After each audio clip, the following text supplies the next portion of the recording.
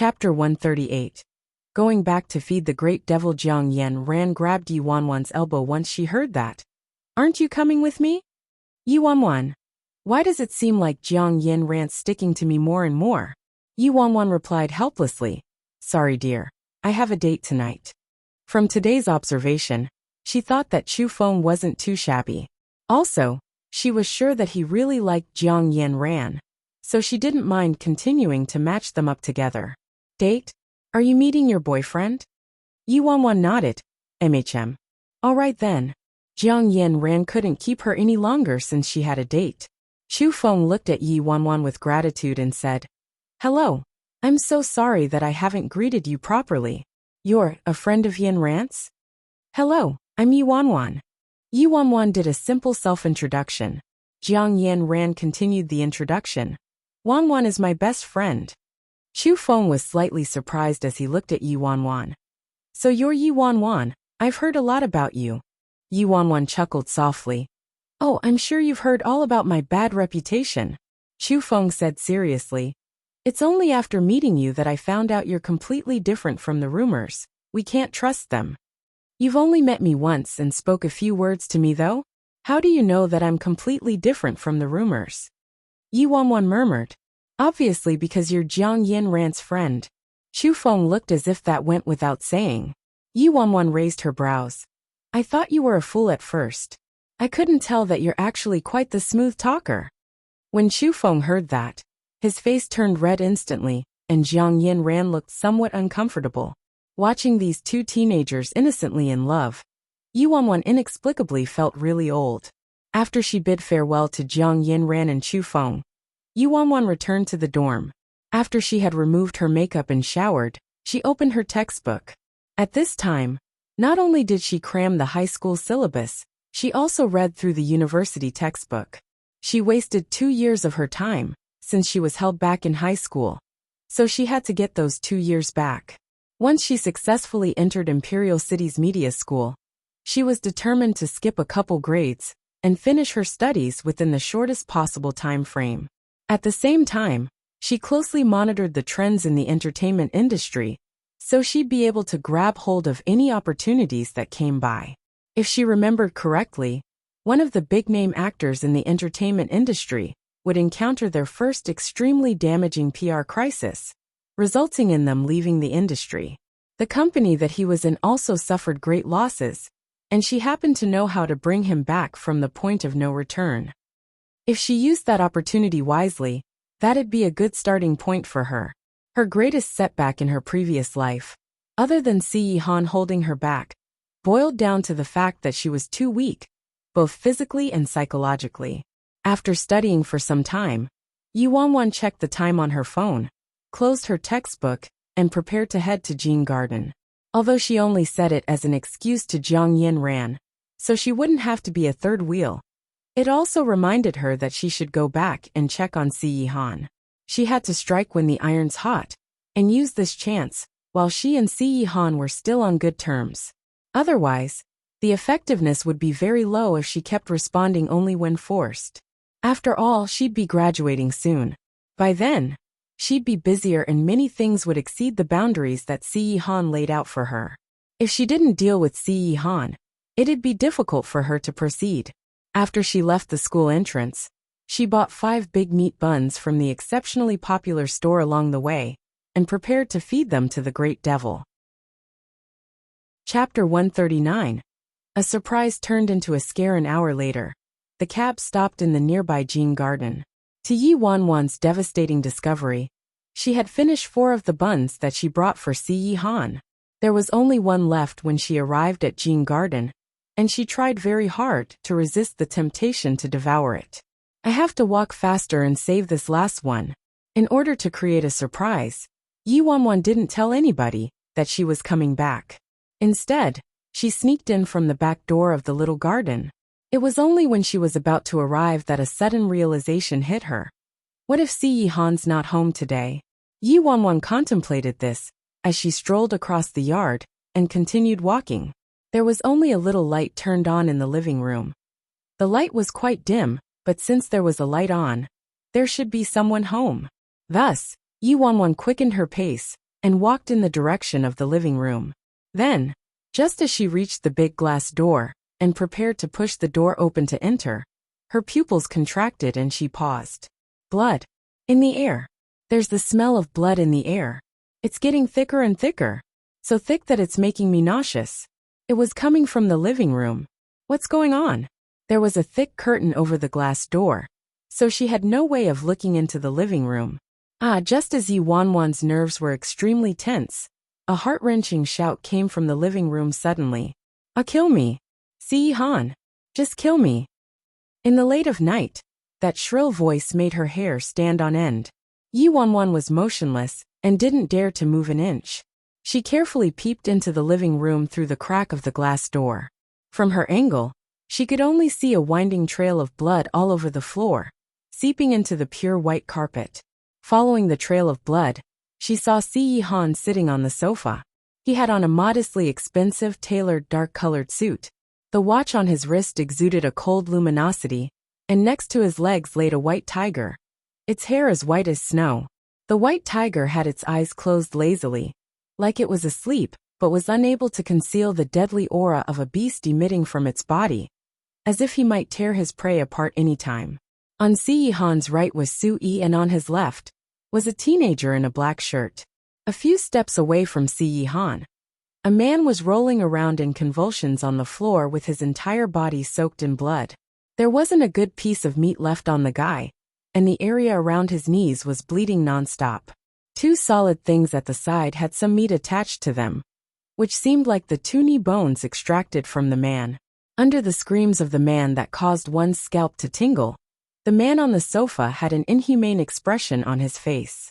His thin lips moved slightly, letting out an emotionless voice. Continue. Following Si Han's order, the teenager in the black shirt moved forward, raised his knife and cut down without hesitation. Yi Wanwan was so scared that she shut her eyes. She didn't witness anything, but just by the shrill howl of the man, she could imagine the torture he was under. Si Han. You're inhumane. You beast. Monster. The blood of the Si family flows in me.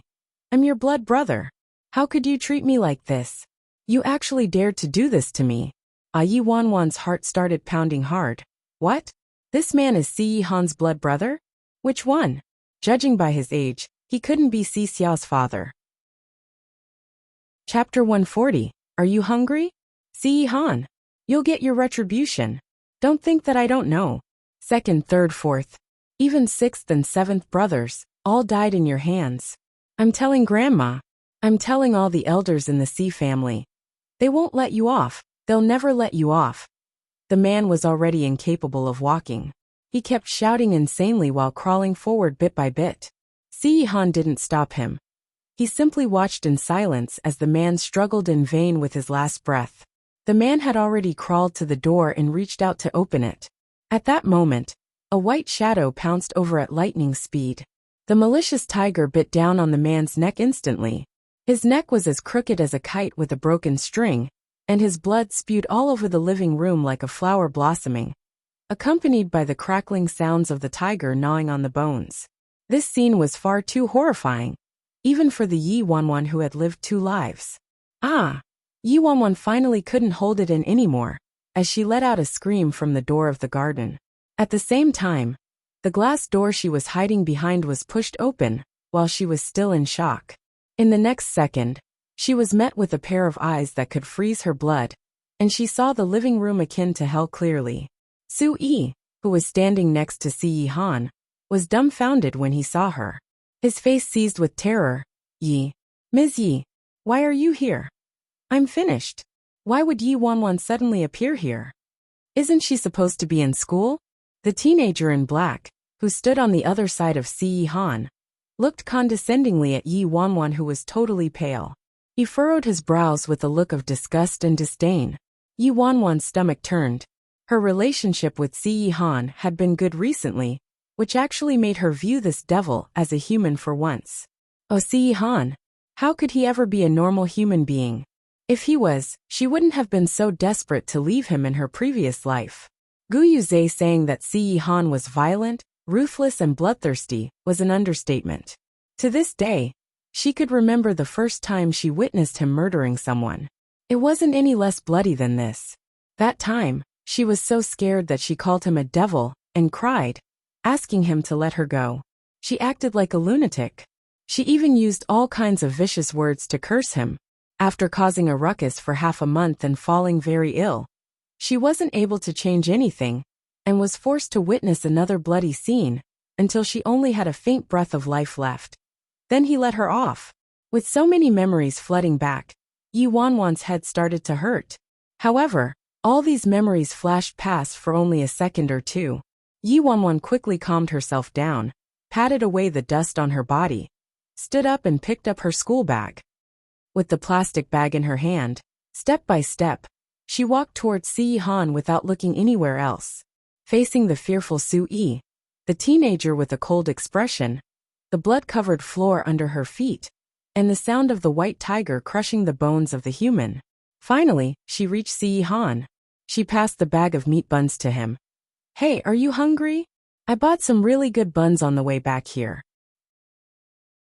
Chapter 141. Are you scared? On the sofa, the man's eyes became increasingly gloomy, and he had an unwavering severity on his chiseled face. He looked like a demon walking out from the depths of hell, especially on this dark, blood-filled night. With the white tiger's deep roar and Si Han's presence, the room was completely icy without any warmth at all. At this moment, Sui was soaked in sweat. He never expected that Yi Wanwan would come over, and the worst thing was that she actually witnessed what happened. He made a grave mistake in not noticing the presence of Yi Wanwan and allowing her to enter just like that. "I'm so dead." Su Yi's entire body trembled. His heart was burnt to ashes. However, at this moment, he saw Yi Wanwan walking directly to the master and overheard her asking, "Are you hungry?" Sui looked at Yi Wanwan with enlarged eyes, thinking that he was hallucinating. "Wah, what did I just hear?" Presented with this situation, Yi Wanwan's only reaction was to ask whether the master was hungry, whether he wanted a bun. And she even said it in a tone like it was a regular, jolly day. Shouldn't Yi Wanwan have gone berserk and run away, screaming and yelling? The strong scent of blood mixed together with the smell of meat from the buns was revolting. Sui looked at Yi Wanwan, and then turned to look at the master on the sofa. It was as if he was dreaming. The aloof teenager standing on the other side of Si Han narrowed his eyes, and looked at Yi Wanwan with a hint of warning in his eyes. Yi Wanwan didn't have the energy to care about his reaction. She focused on Si Han alone. She could see him staring at her with his dark pupils. His scrutinizing gaze seemed to peer through her soul, causing a chill to creep up her spine. After some time in the suffocating silence, Si Han glanced at the lonely bun in her hand and finally asked, "Are you scared?" Yi Wanwan was shocked, and she quickly replied in a firm tone without hesitation, "No." Even though that was what she said, her heart was actually about to fall apart. She really didn't know where Si Han found the courage to ask her this question. "Am I scared? If I wasn't scared, would I even be considered a normal human being?" However, she had endured such a painful end in her previous life because of her fear. This time, even if she was extremely afraid, she couldn't show it to Si Han. Otherwise, if this scene was replayed, she might not be able to maintain her composure. Si Han's temperament was far too volatile and enigmatic. In her previous life, she never knew which action or comment she accidentally made that infuriated him. In this life, she still couldn't understand this man, but she could use her experience from her previous life to prevent herself from doing anything that would enrage him. While Yi Wanwan nervously waited, Si Han looked at her for a few seconds with eyes as dark as black holes. She wasn't sure whether he believed her words. After a few seconds, the man pinched her chin with his chilly fingers and whispered in a low, hoarse voice, "Good girl." Judging by this, he's probably satisfied with my reply and performance. Even if he doesn't believe me, he doesn't seem to mind. I took the right gamble. Yi Wanwan's tensed nerves instantly relaxed. It was as if she had just gone through a near-death situation. Chapter 142. Wasn't easy to put up a strong front. Roar. Just as Yi Wanwan relaxed, an earth-shattering growl of a tiger suddenly resounded from somewhere close behind her. The vibration was so strong that even the floor shook. Yi Wanwan, who had just claimed that she wasn't afraid, was so scared out of her wits that she immediately pounced onto Si Han. Si Han, who was being pounded on the chest by the girl with the buns, Sui. After Yi Wanwan regained her senses, she glanced at Si Han embarrassed. She then followed by glaring at the white tiger, who had its snow-white fur stained with fresh blood, and was charging towards her ferociously and roaring continuously at her. She was fuming mad. Damn it! Why is it roaring at me all of a sudden? I managed to keep it together for so long, but all my efforts just went to waste. It wasn't easy to put up a strong front. When the white tiger saw Yi Wanwan jumping onto Si Han, it stopped moving, but still paced around the sofa as it stared at Yi Wanwan in a hostile manner. Its gaze was exactly the way you would look at an intruder. This white tiger was Si Han's pet that he kept in Jean Garden. The Jean Garden was surrounded by a big dense forest, and white tigers often roamed around the forest by themselves. The white tiger's name was Si Lu Te, which translated to slaughter in English. You'd know it was a fearsome beast, and not some tame house cat just going by its name. In her previous life, Yi Wanwan hated and feared this white tiger, almost as much as how she felt towards Si Han. However, after she was reborn, although she just saw it breaking the man's neck and roaring like a beast, she didn't have a deep hatred and revulsion towards it. Instead, she felt a sense of nostalgia and guilt. Previously, it was this white tiger that saved her life countless times. In order to block the path of people chasing after her, it got trapped. She witnessed the white tiger being murdered by those people till its final breath, all while trying to protect her. Yi Wanwan suddenly became teary-eyed. In the eyes of Si Han, he probably thought she was in tears from the fright. Certainly, a sneer came from her side. It was the black-shirt teenager who had carried out the execution, Ming Luing. As the saying goes, enemies are bound to meet. This teenager looked quite young, but he was secretly the most formidable expert by Si Han's side. His methods were ruthless. Many deplorable incidents were settled by him.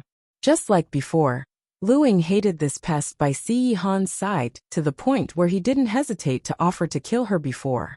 Yi Wanwan's relationship with him was as incompatible as fire with water.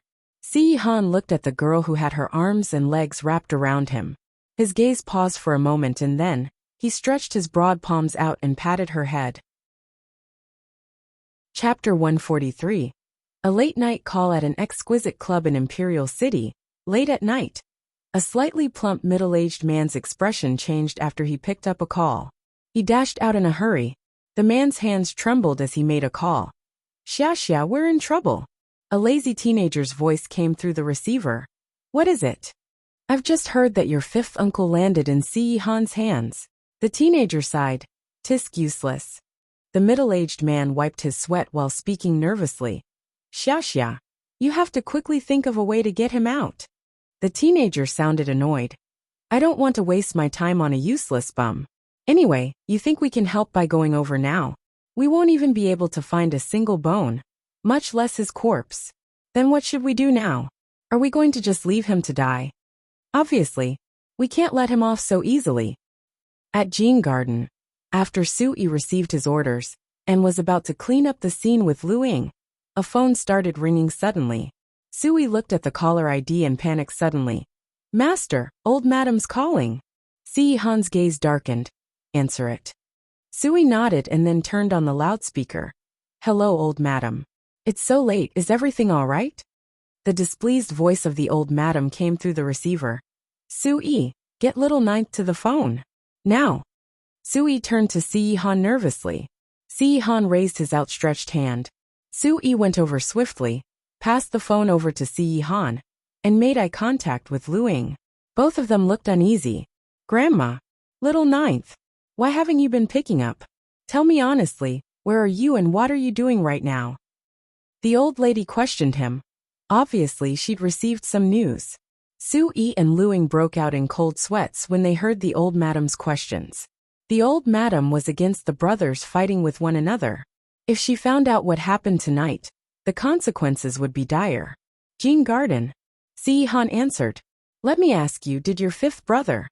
The old lady hasn't finished speaking when Yi Wanwan leaned her head over impatiently and asked Si Han, "Is that Grandma on the phone?" When the raging old madam heard Yi Wanwan's voice, she was stunned. A brief moment later, she asked in a surprised tone, "Wanwan. Grandma. It's me." Yi Wanwan heard Grandma calling her name, and out of respect, she rushed over to the phone to greet her. She mouthed to Si Han, "Hurry, let me speak to Grandma." Si Han looked at her, deep in thought, then passed the phone to her. Lu Ying's face changed when he saw that Si Han had simply passed such an important call over to Yi Wanwan. But it was too late for him to stop Si Han. What if this woman says something wrong? I can't imagine the consequences. "Grandma, it's me, it's Wanwan." Yi Wanwan immediately said it in the sweetest voice, after she got the phone. Chapter 144, So Stupid, Is She Retarded? Sui was worried, and took a glimpse at Si Han. In the end, he saw that his master looked nonchalant, as if this was just an ordinary call from his family. As the saying goes, the emperor's calm while the eunuch's completely anxious. Under the watchful gaze of Sui and Lu Ying, Yi Wanwan replied, "Eating buns. I brought back some buns from the store selling really good ones near my school entrance. They're really delicious." The old madam over the phone was silent for a while, like she was assessing her response. After a brief moment, she finally heaved a sigh of relief and said lovingly, "Wanwan, you like eating buns? Come over to Grandma's place next time, and I'll make them for you. I guarantee that they're tastier than the ones you bought." Yi Wanwan said eagerly, "Thanks, Grandma. Then can I come over next week?" The old madam was very glad. Sure, of course you can. You can come over anytime. Grandma can't wait for you to come over." When the old lady finished speaking, she called out through the phone, "Little Ninth." Yi Wanwan quickly returned the phone to Si Han. But Si Han didn't hold the phone, and simply moved closer to the receiver. "I'm here." "Little Ninth, you must be nice to Wanwan. Don't be mean to someone else's daughter. You can show a black face to other people every day, but you can't be like that to your girlfriend. Also, Wanwan's still young and growing, and senior years very taxing. You have to help replenish her nutrition." "I know. Don't just tell me you know. You have to change all your bad habits and bad temper too." Yi Wanwan nodded repeatedly as she listened. "Grandma, you're truly like my real grandmother." The old lady nagged at Si Han for a long time, before hanging up finally. When the living room had regained its silence, Sui and Lu Ying both heaved a sigh of relief. A crisis was averted simply by Yi Wanwan's trial and error. If it wasn't for Yi Wanwan, even if the master had denied what had happened, the old lady would still be suspicious. There wasn't the slightest difference in Yi Wanwan's tone from beginning to end, even under pressure from this kind of situation. She must either have incredible abilities or she's stupid. So stupid that she might truly be retarded. No need to guess, it must be the latter. After that, Lu Ying and Sui cleaned up the bloody scene swiftly. Very soon, everything returned to normal, as if the bloody scene was just an illusion. Actually, Yi Wanwan felt relieved as well. "I passed the test tonight, right? I even covered for Si Han, and got credit for it."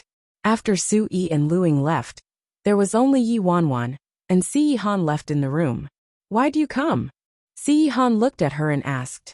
Yi Wanwan replied, "My roommate went on a date, and made me want to see you." "Oh right, I have a new roommate now. Her name is Jiang Yen Ran." Yi Wanwan took the opportunity to tell Si Han that she was no longer living alone. "Jiang Yen Ran and I used to share a dorm room together, but we couldn't get along, so our relationship wasn't too good. Some things happened in these few days, and we've patched things up." Si Han probably didn't care whether these little girls were on good or bad terms, and didn't respond. Thus, Yi Wanwan took the chance to talk about the cruel things that Shen Mengqi did. "Although Mengqi's my best friend, I think she went overboard this time. How could she snatch the guy that her good friend likes? You better not be seduced by her." Chapter 145, Isn't That For Me? Si Han looked at her intensely, like he was surprised that she was able to detect this kind of situation with her level of intelligence. Yi Wanwan was so nervous that she kept yakking on, and finally changed the subject. Si Han never brought up what had just happened, and didn't seem suspicious of her unusual attitude. I don't want to know anything about what just happened. The more I know, the more danger I'll be in. Yi Wanwan spoke till her mouth was dry, and only then did she stop. Ah, how is it so late already? I'm heading back to my room to go to bed. Gotta be up early tomorrow for school. He fixed his gaze on her in silence for a few seconds. After some time he finally said, "Go on." After she got his approval, it was as if she'd received amnesty. Yi Wanwan leaned over to kiss him and said good night, before heading up. Alas, she had taken only a few steps before she heard his deep voice behind her. Wait. Yi Wanwan's back suddenly stiffened, and she clenched her fist subconsciously as she turned around slowly. What? What is it? Si Han didn't speak, and reached his hand out to her. Yi Wanwan stared at his bony hand, unsure what he meant. What? Isn't that for me? His gaze paused for a second at her hand. Yi Wanwan followed his line of sight and looked down. Then, she saw the bun inside the plastic bag, and was stunned for a while before regaining her senses and quickly replied, "Oh, yes, it's for you, it's for you." She immediately hopped over and gave him the bun. Then she stared at it as she swallowed her saliva. I thought that he'd forgotten about it, and I could have it all to myself. Although these buns were for Si Han, she'd developed feelings for it after traveling with it for such a long time. She remembered that during puberty, her appetite became bigger and bigger, and she became extremely protective of her food. Once her brother ate her bag of chips by accident, and she chased him down and beat him up. Si Han looked up at her unwilling face.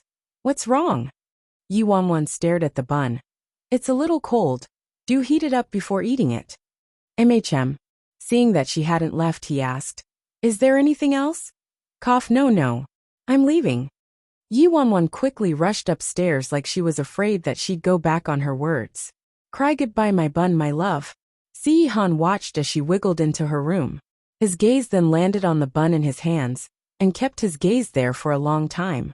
After she returned to her bedroom, Yi Wanwan sent a text to Jiang Yan Ran informing her that she wouldn't be returning to the dorm that night, so she didn't have to worry about disturbing her if she came back late. I really can't imagine what the first date would be like for these two innocently in love children. After she sent the text, Yi Wanwan showered again and scrubbed the stench of blood away. Chapter 146. Great White is so cute. After she found her target, Yi Wanwan's eyes lit up and immediately ran over with the dried meat. The moment she strode down the stairs, the white tiger, which was initially laying on the carpet, twitched its ears instantly and opened its eyes, an aura of death emanating from its blue pupils. Being stared at with a pair of eyes like this was disturbing. Thankfully, she'd already experienced this in her previous life. She understood this white tiger very well, and knew that although it was extremely ferocious by nature, it acted like a human in some ways. Si Han had interacted with her that evening, which implied that she was one of their own people, so no matter how fierce it would never harm her. Under the fearsome gaze of the tiger, Yi Wanwan shuffled towards it. She could feel the aggression and caution in the beast's eyes increasing as she moved closer. Yi Wanwan didn't get too close. She stopped when she was about 4 to 5 steps away. She opened the bag of dried pork slices and waved them around. "Si Lute, do you want them? They're really delicious dried pork slices." When she waved her hand, the white tiger immediately bared its teeth and roared in danger. You don't like them? Yi Wanwan then reluctantly opened the only bag of beef jerky she had. What about beef jerky? This is really good. Roar! The white tiger, which was on its fours, suddenly stood up, leaned its body forward and let out a fierce roar at her. Even though she was sure it wouldn't harm her, it was inevitable that her human instincts would still lead her to be scared while facing such a huge beast. Yi Wanwan was so frightened that her heart stopped pumping, but she really didn't want to give up. Thus, she plucked up her courage and continued moving forward. 1 step, 2 steps, 3 steps. When she was only a step away from the white tiger, an earth-shaking roar from the huge tiger resounded through the skies of Jin Garden. Yi Wanwan's ears started ringing as she fell to the ground. She finally experienced what it was like when the earth trembles and mountains sway. Very quickly, the big door was slammed open and Sui rushed in. What happened? There were footsteps from above as well. Si Han looked towards the living room with furrowed brows. All he saw was Yi Wanwan sitting in front of the white tiger, with all sorts of colorful bags scattered on the floor. Also, the white tiger seemed to be agitated, and looked like it was about to go berserk. Yi, Ms. Yi, what's going on here? Sui looked at this scene, and was completely stupefied. Why did Yi Wanwan provoke Si Lute in the middle of the night? Is she courting death? Si Han turned to look at Yi Wanwan as well. Yi Wanwan went over to Si Han with an aggrieved expression and complained, Great White snapped at me. Sob sob sob Sui. Who the hell is Great White? Chapter 147. Speechless, no. There was no room for negotiation with the way Si Han responded. Yi Wanwan was unconvinced, why not? Si Han looked at her indifferently and replied, Forced love doesn't last. Yi Wanwan was speechless, she simply couldn't refute that. She never expected that one day she'd be slapped in the face by something she said herself. Fine. Yi Wanwan glared at Si Han like he was a bad person, and then ran away in a huff. One day, she'd turn Great White into a sweet melon. She believed she could do it. After Yi Wanwan left, Sui sighed worriedly. Ninth Master, should we ban Si Lute from Jin Garden? What if it harms Ms. Yi? Si Han thought about it, and looked in the direction of her retreating figure. No need. At the barbecue stall outside the entrance of Qinghe, it was already late at night, but the stall was still buzzing with people. A group of big burly boys sat around a big table, and were drinking and chatting. Big boss, don't be angry. That gigolo isn't worth it. His family is only powerful now.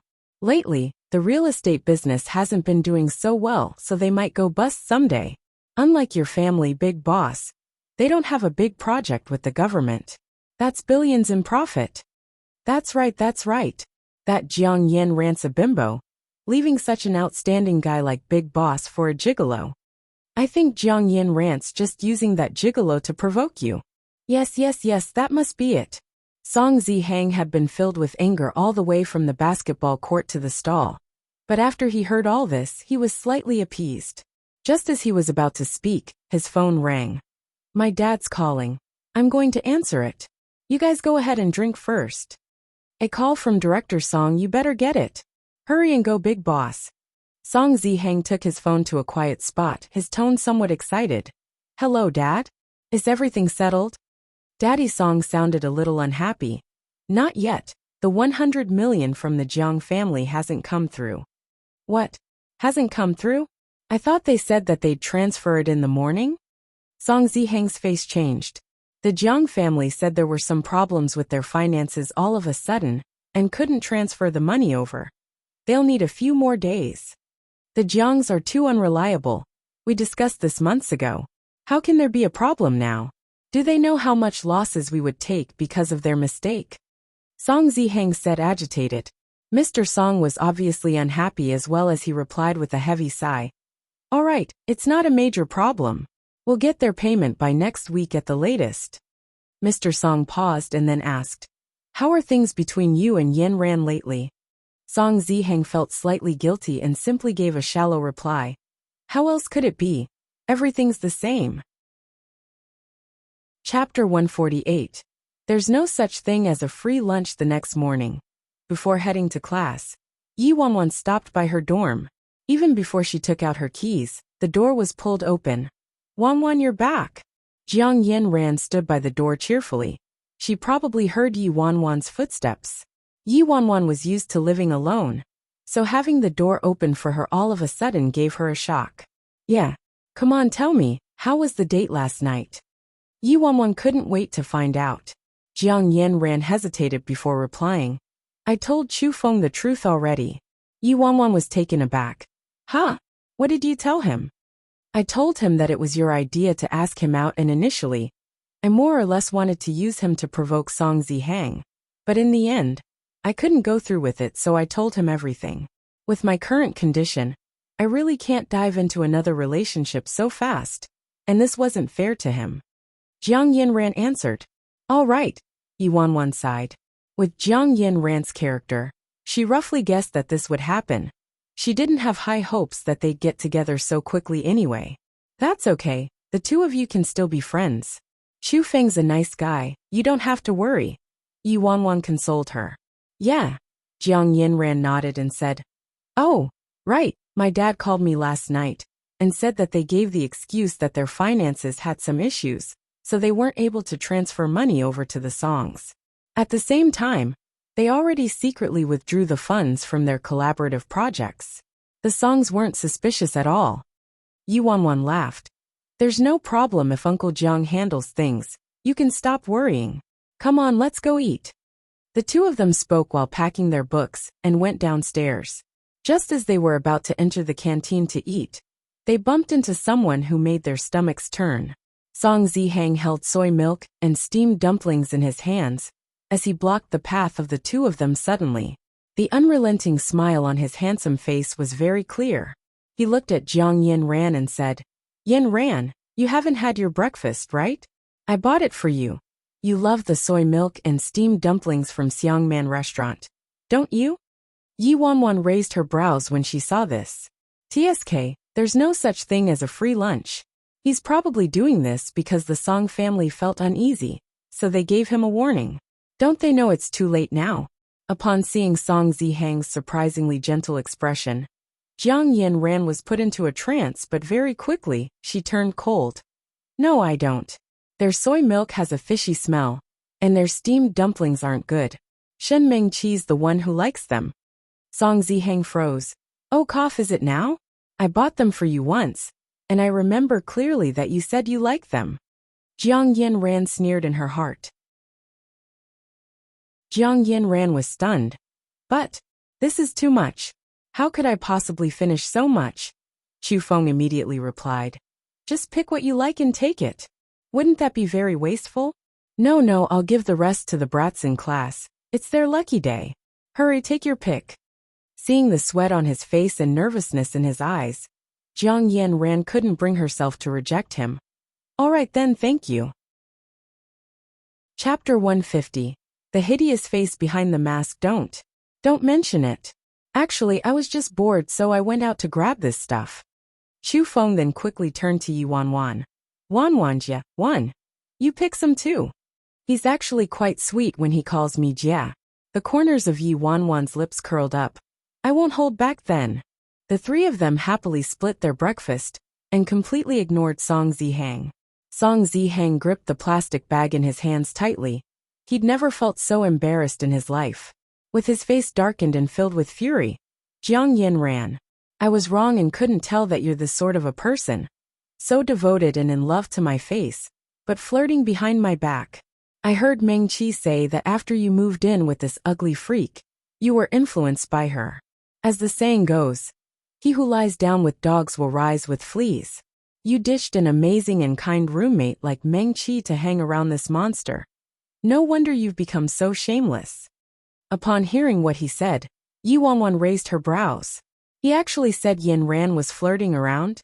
He'll find out very soon what flirting around really means. Jiang Yinran turned pale instantly. She never imagined that the guy she liked for so many years would be this evil after his mask had been removed. What she couldn't tolerate the most was that he not only insulted her, but Wanwan as well. Jiang Yinran was so angry that she started shaking. The boy next to her suddenly stepped forward and moved in front of her. He stared coldly at Song Zihang and said, An ungrateful brat like you has the right to criticize other people? Wanwanjia's grades topped the class. Her position is much further ahead of the White Lotus you've claimed. With Shen Mengqi's behavior, she still dares to insult other people? Who gave her that confidence? You didn't cherish the times Yinran was nice to you, and you took her for granted.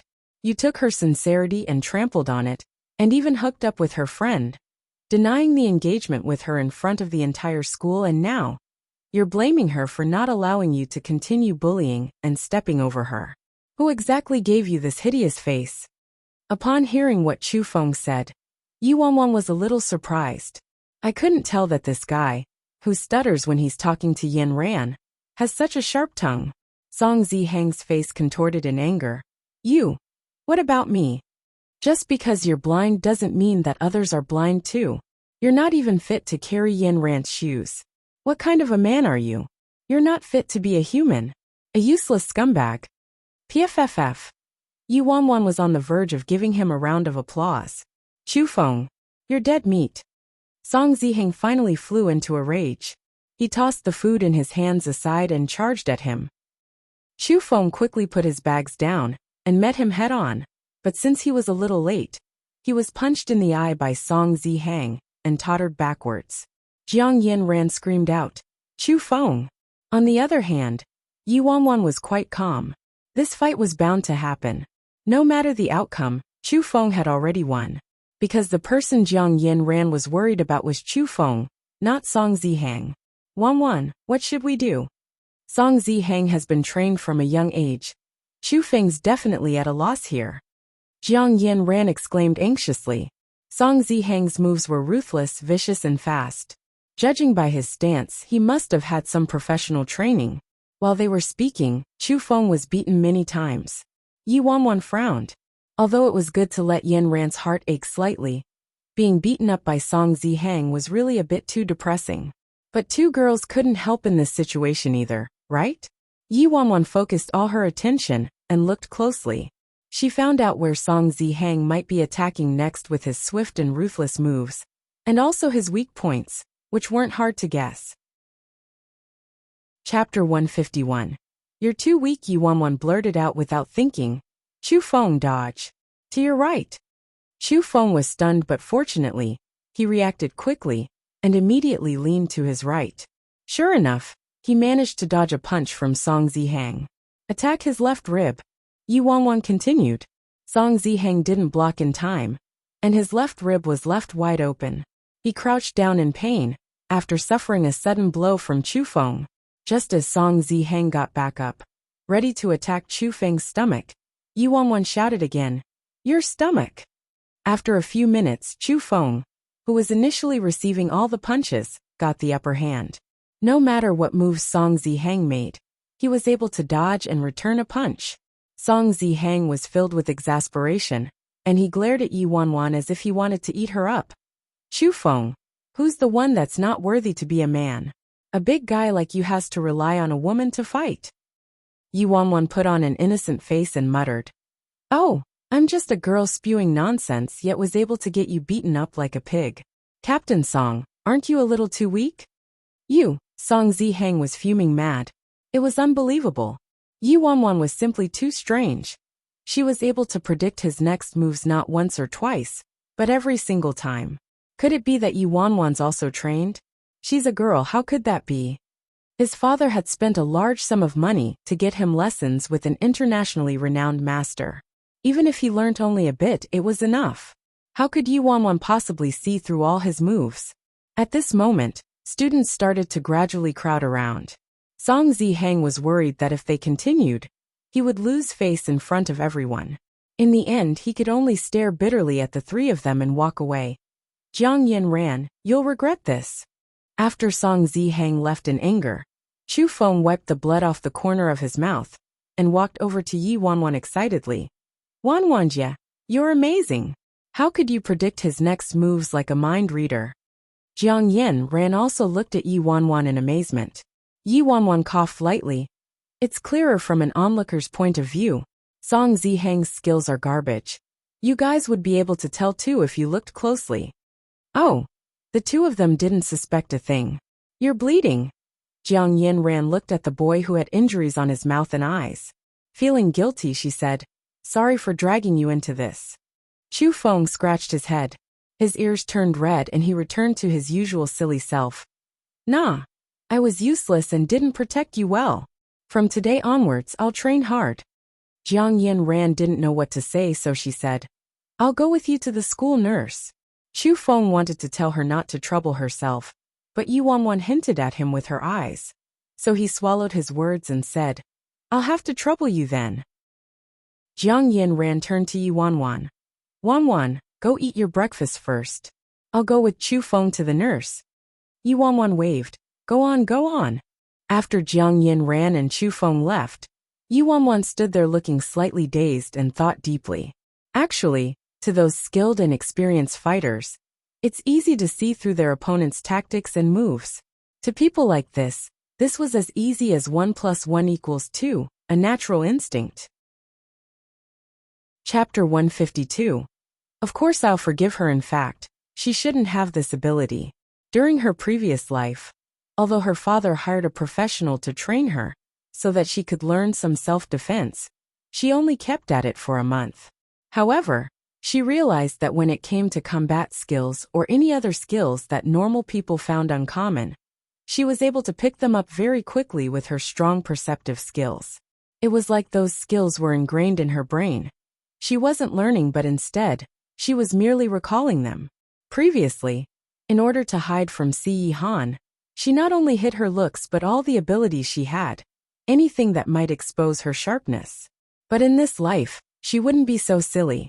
There was a metaphorical knife in her hand, and yet, she had allowed herself and the people around her to end up in tragedies. After school, the moment Yi Wanwan left the classroom, she saw Shin Mengqi waiting eagerly for her by the door. It seemed like she noticed that she was getting closer to Jiang Yanran and had started to panic. Wanwan, the second Shin Mengqi saw Yi Wanwan. She immediately walked over enthusiastically and hooked onto her elbow. "Shall we all have a barbecue dinner tonight?" Yi Wanwan replied in her usual tone. "Sure." While walking, Shin Mengqi probed. "Wanwan, I heard you're living with Yanran now. It must be hard to live with someone with her character, right? Why don't you move over to my place?" "It's fine. I'm too lazy to move all over the place," Yi Wanwan replied nonchalantly. Shin Mengqi was still worried. "Did Yanran tell you anything about me?" "Wanwan, you know me best. With Yanran's incident, I didn't do it on purpose. I had no choice when Song Zihang kept pestering me. In order to not upset her, I tried my best to hide it, but who knew it would still make her upset in the end and misunderstand me. Wanwan, you can understand how I feel, right?" If it was the old Yi Wanwan, she'd definitely understand. Even if there was evidence right in front of her eyes stating otherwise, she'd still choose to believe Shin Mengqi. Yi Wanwan wrinkled her brows like she was hesitating, but in the end, she nodded. She spoke like she'd just been brainwashed. "Mengqi, of course I understand. You're so pretty, kind and amazing. It's inevitable that so many people are in love with you. How could we blame you?" After hearing that, Shen Mengqi was delighted. A trace of mockery appeared beneath her eyes. "I was nervous for nothing. Yi Wanwan's so dumb. She's still as gullible as before." While the two of them chatted, Shen Mengqi's phone suddenly rang. Yi Wanwan took a peek and saw it was the name of one of the junior boys in second year, one of the fanatical suitors of Shen Mengqi. His family was also well off, but of course, was incomparable to Song Zihang. There were quite a few others that she knew of who were kept hanging like spare tires by Shen Mengqi. Yi Wanwan rubbed her chin, and a glow of understanding flashed across her eyes. "Hello." Shen Mengqi didn't move away from Yi Wanwan and picked up the call. "Saturday? I'm afraid I can't make it. I have makeup classes. I can't make it on Sunday too. I'm really sorry. Next time, alright?" Shen Mengqi used the sweetest voice to reject whoever was on the phone.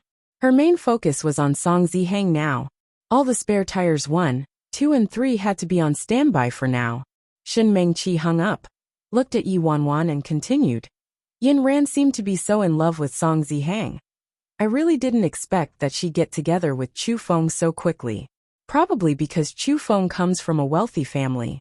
With the way things were going, not only was she trying to brainwash her, she was also prepared to smear Jiang Yanran and hint that Jiang Yanran was flirtatious and greedy.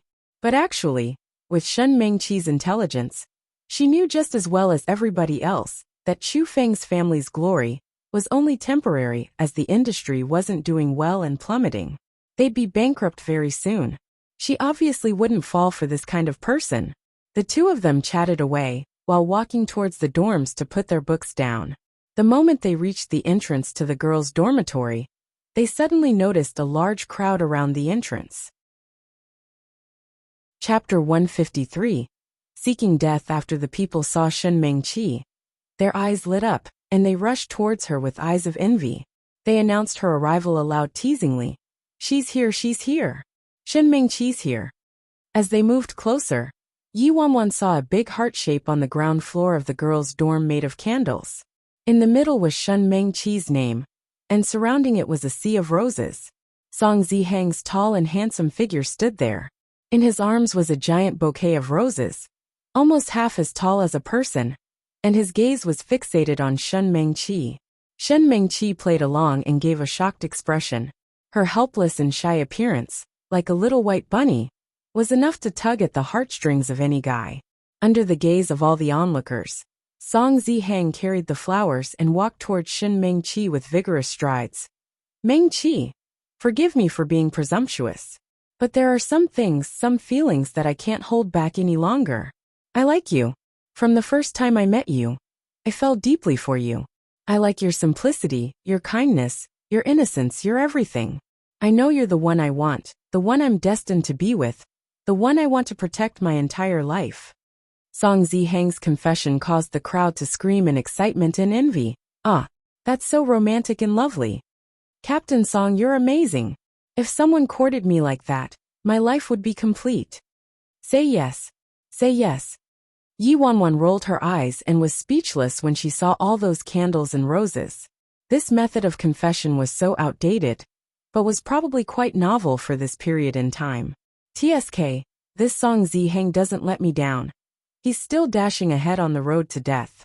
The Song family gave him a call deliberately to get him to pacify Jiang Yanran. Instead, he did the exact opposite. Since he was thoroughly embarrassed by Jiang Yanran that morning and lost his dignity, he made a grand confession to Shen Mengqi for revenge. At this moment, Yi Wanwan saw from afar that Jiang Yanran was also in the crowd. The people around her were gesticulating. Most of them were either gloating or sympathizing with her. Jiang Yanran's so unlucky. After all, she was the one who liked Song Zihang first. That's right. Although Chu Feng's not that bad, the Chu family has a mess to deal with, and they probably reached their end already. Unlike the Song family, their news is everywhere on the economics cover page. But you can't blame Song Zihang for choosing Shen Mengqi. There aren't many girls who are as simple and kind as Shen Mengqi these days.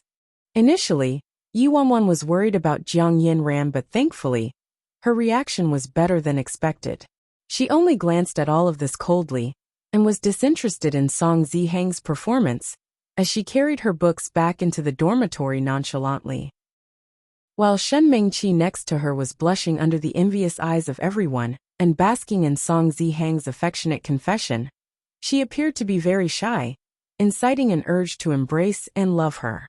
Seeing Shen Mengqi's abashed little face, the agitation that Song Zihang felt that morning by Jiang Yanran instantly disappeared. When he saw the retreating figure of Jiang Yanran from the corner of his eye, he even thought that she left heartbroken. Song Zihang looked at Shen Mengqi once again, and continued his confession with deep emotions. Mengqi, be with me. Give me the chance to take care of you, protect you and give you happiness. Shen Mengqi obviously didn't let such a good opportunity to clutch onto Song Zihang pass. However, with her shrewdness, she wouldn't accept him directly in front of everyone. She put on a shy face the whole way, and accepted the flowers from Song Zihang, after making a polite show of declining. She still didn't say a word, and hurried back into the dormitory blushing. With this kind of reaction, it could be thought that she had accepted him in the eyes of Song Zihang and the crowd. However, if she wanted to deny what happened or pacify her spare tires, she'd be able to. Yi Wanwan watched delightfully as Song Zihang sought death. She calculated the time in her heart. Uncle Jiang should be ready soon, and it was also time for her to prepare. Chapter 154. Recovered losses. In the following week, Song Zihang let himself loose, and got very intimate with Shen Mengqi. Yi Wanwan observed the situation with the Jiang family calmly, while gathering information secretly, and waited for an opportunity. Her big move on Xia had worked for quite some time. The boy was very well behaved for an entire week, and didn't dare to provoke her. And he was also very obedient during rehearsals. After waiting in silence for several days, the news that Yi Wanwan was waiting for finally arrived. Today was the day of the government open bid. Mr. Jiang called just as she arrived back at the dormitory that night. Yi Wanwan prompted Jiang Yanran anxiously with her eyes glistening. Quick, answer it. Jiang Yanran nodded and turned on the loudspeaker. Hello, Daddy? Mr. Zhang's loving voice came through the receiver. Hello, Yen Ran. Daddy called to tell you some good news. Today's bid was very successful. We got the project. Although it was expected, Yuanwan was still quite emotional. While she was still basking in happiness, Mr. Jiang went on. Also, we've publicly announced the cancellation of your engagement with the songs. Thanks to your friend's warning, we were able to act in time before they were alerted. I've withdrawn all the funds from the other projects and cancelled numerous collaborations and dealings. I've also managed to recover all our losses. Most importantly, that big project was in the Jiang's hands. So anyhow, they made some gains from it. Oh right, is your friend there? She's here. Jiang Yen ran past the phone over to Yi Wanwan. Uncle Jiang, I'm here. Wanwan, come over for dinner when you're free. Uncle owes you a big one. Let me know if you need help in future. Thank you, Uncle. Uncle should be the one thanking you. At the same time, in the school canteen, Song Ziheng didn't have a clue about what was going on, and was still enjoying a sweet dinner with Shen Mengqi. These days, the two of them were always together like a little couple deeply in love. They were still displaying their affection publicly as usual today. Ziheng, today's the day your family takes part in the bid with the government, right? I wonder what the result will be. Shen Mengqi asked in a caring manner, filled with curiosity. Once she mentioned that, Song Ziheng was immediately filled with satisfaction and said confidently, I spoke to my dad last night. Everything's in place. The funds will definitely reach us soon. There's absolutely no problem. Shen Mengqi sighed in relief and said, That's good.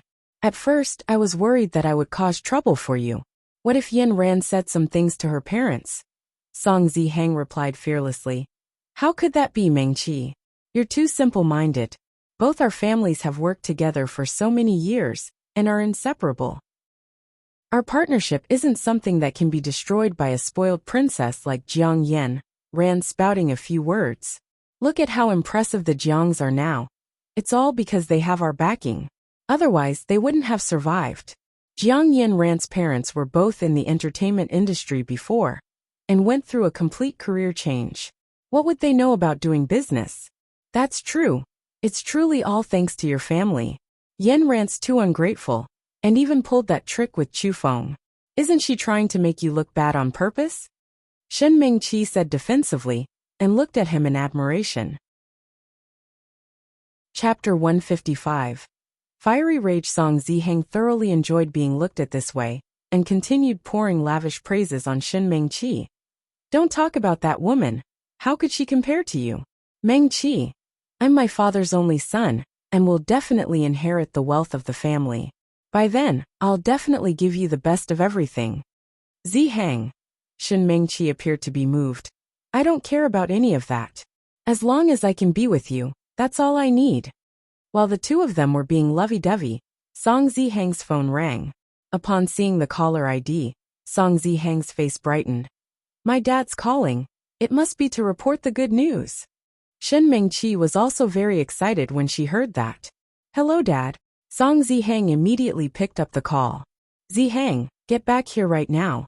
Daddy Song's solemn voice came through the receiver. Song Ziheng was still clouded by the excitement of having the kingdom and this beauty in his hands, and didn't hear the difference in his father's tone. Got it. I'll come back right now. After he hung up, Song Ziheng told Shen Mengqi, Mengqi, my dad wants me to go back. It's probably to attend the celebration party. You should get going then.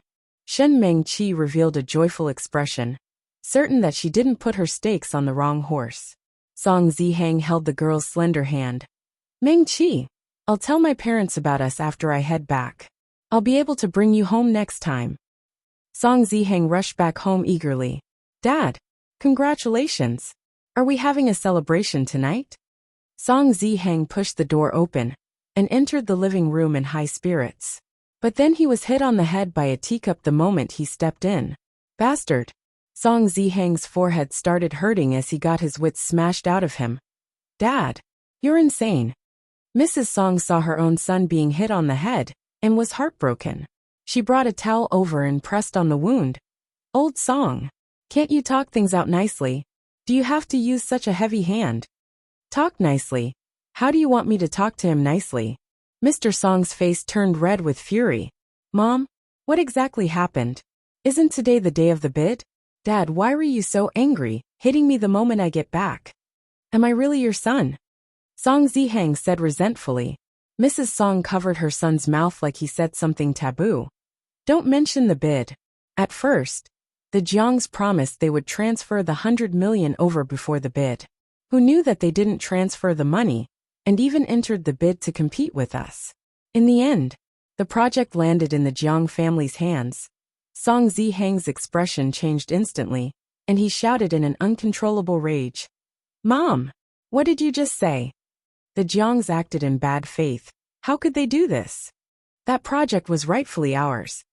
Mrs. Song continued gravely. That isn't the worst part. Our families were relatives by marriage. It's fine if they don't trust our family and took the deal away. We'd be a family sooner or later. And the Jiang family only has one daughter, so everything would belong to you. However, after the bidding ended, that Jiang Haichao actually announced the cancellation of our two families' engagement in front of everyone, and even said that they want to cut all ties. All the collaborations between both our families were severed overnight. Song Zihang was in disbelief. Mom, what did you just say? They called off the engagement? How can they simply call it off whenever they want? Who do they think we are? Throwing us away when our value has depleted? They're going too far. We can't let this go. Chapter 156. Ask your dear son. Mrs. Song sized her son up and hesitated. Zihang, let me ask you, did you have no idea what was going on at all? Did you do something that you weren't supposed to do? Upon hearing his mother's skeptical tone, Song Zihang blurted out. Mom, what do you mean by that? How would I know? What could I have possibly done? Also, Dad, I wanted to ask you, didn't you keep saying that there's no problem at all? How did it become like this all of a sudden? Did the deal go bust before? Mr. Song slammed the table and shouted. You don't know? If you didn't know, why would Jiang Haichao tell me to go home and ask my dear son? Whose fault could it be other than yours? Do you know how much manpower, resources, and finances the company has invested into this bid? We even took up a huge loan. All the money has been invested into the equipment for that machine factory. Now that the deal's gone, everything has become a pile of scrap metal. What? Jiang Haichao told Dad to come home and ask me? Song Zihang's heart thumped hard as cold sweat started trickling down his spine. Ask? Ask me? Mrs. Song said anxiously. Yes. Zihang, quickly, think about what you've done exactly. There might be a way to salvage this. Otherwise, the company's really gone. Our whole family will have to sleep on the streets. Actually, from the time the Jiang family delayed the loan, I sensed something was off. Now that I think back, Jiang Haichao had probably started making plans from that point in time. Otherwise, the projects couldn't have been withdrawn so quickly, and the bid wouldn't have gone so smoothly, catching us off guard. Your father and I thought about it for a long time, and we were sure that nothing unusual happened during this period. Jiang Haichao's attitude has always been the same, and both our families didn't have any conflicts, so we really couldn't figure out why he turned against us suddenly. Think about it carefully. What have you done recently? Mr. Song then stared at his son in anger. That day, I specifically called you to tell you to be nicer to Yen Ran. Did you act accordingly? Let me ask you, did you make Yen Ran angry? Song Zihang's face was ghastly pale at this point in time. Facing his raging father, he swallowed his saliva and forced himself to be calm. Then he denied it without the slightest hesitation. How could that be? Dad, Mom, you guys still don't know me?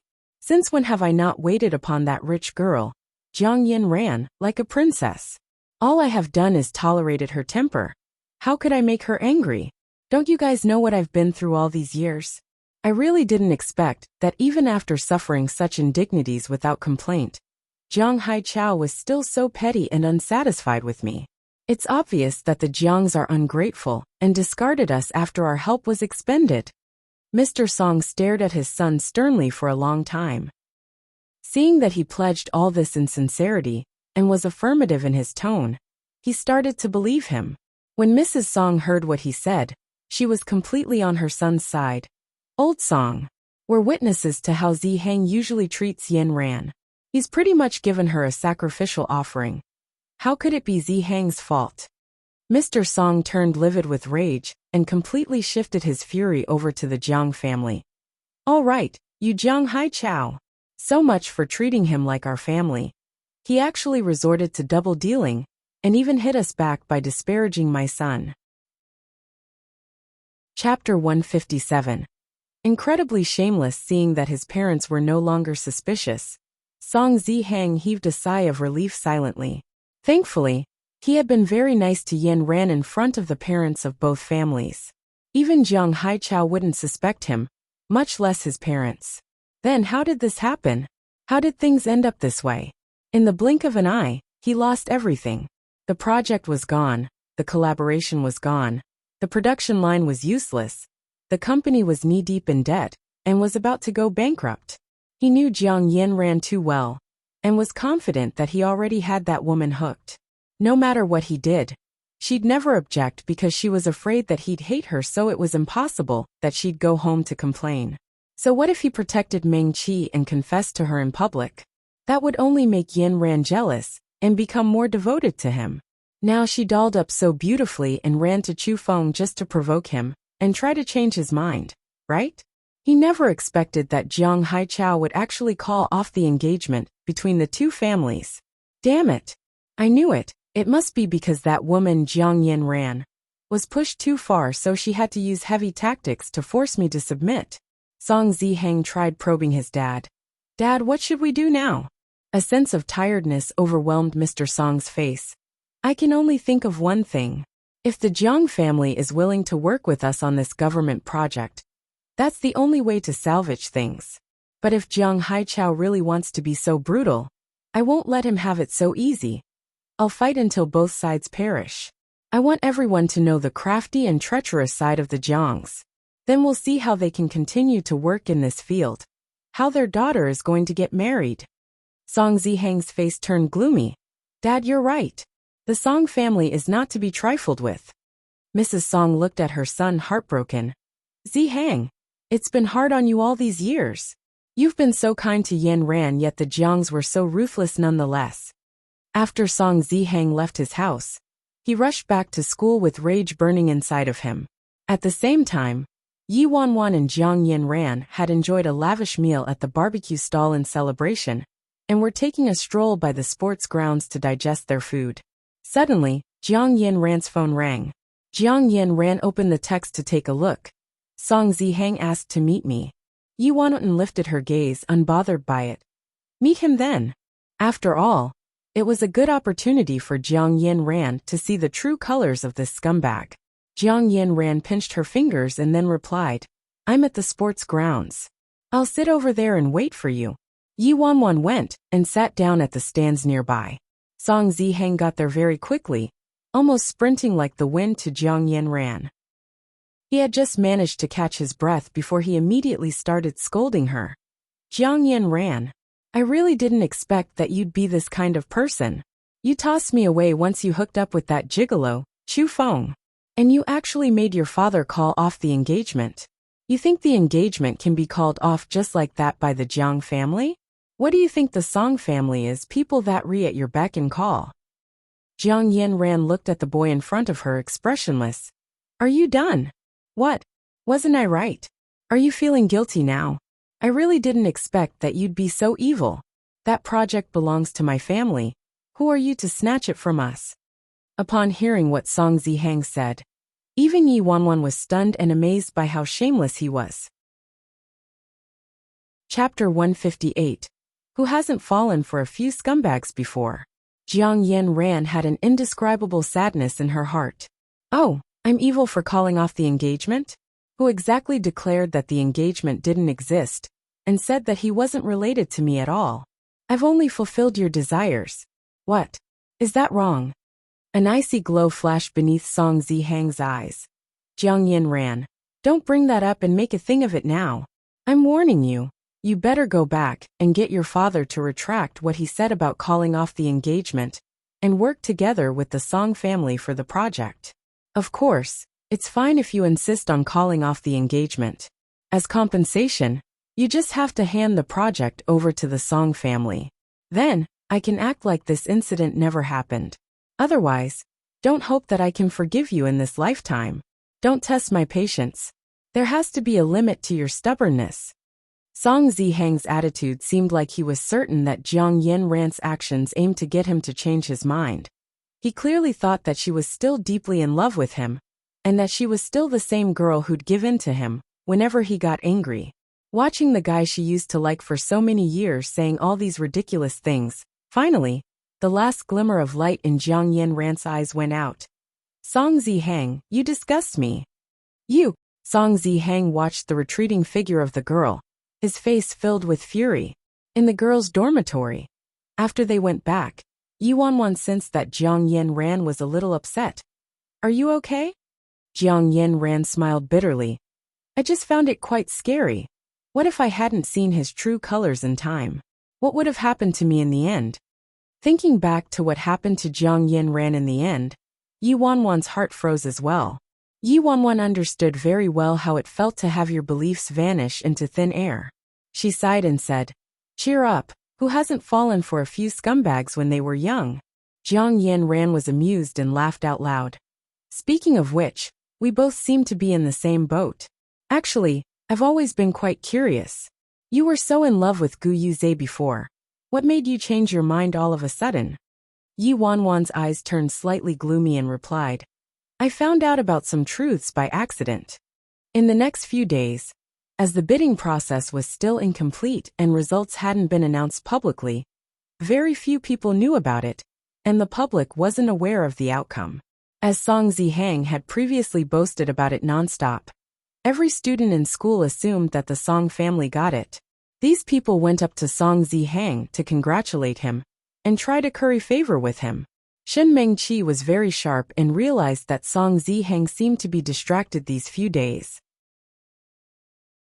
Chapter 159. Revenge and Desperation. Mrs. Song's tone became somewhat deranged. I won't let them off. I'll never let them off. TSK Jiang Haichao. He thinks he'll be fine by hiding from me? He wants his daughter to marry someone better off. There's no way. I'll make that wretch lose her reputation. I'll let everyone know how the Jiangs were so treacherous that they broke the contract. Let's see who'd want the Jiang family's junk then.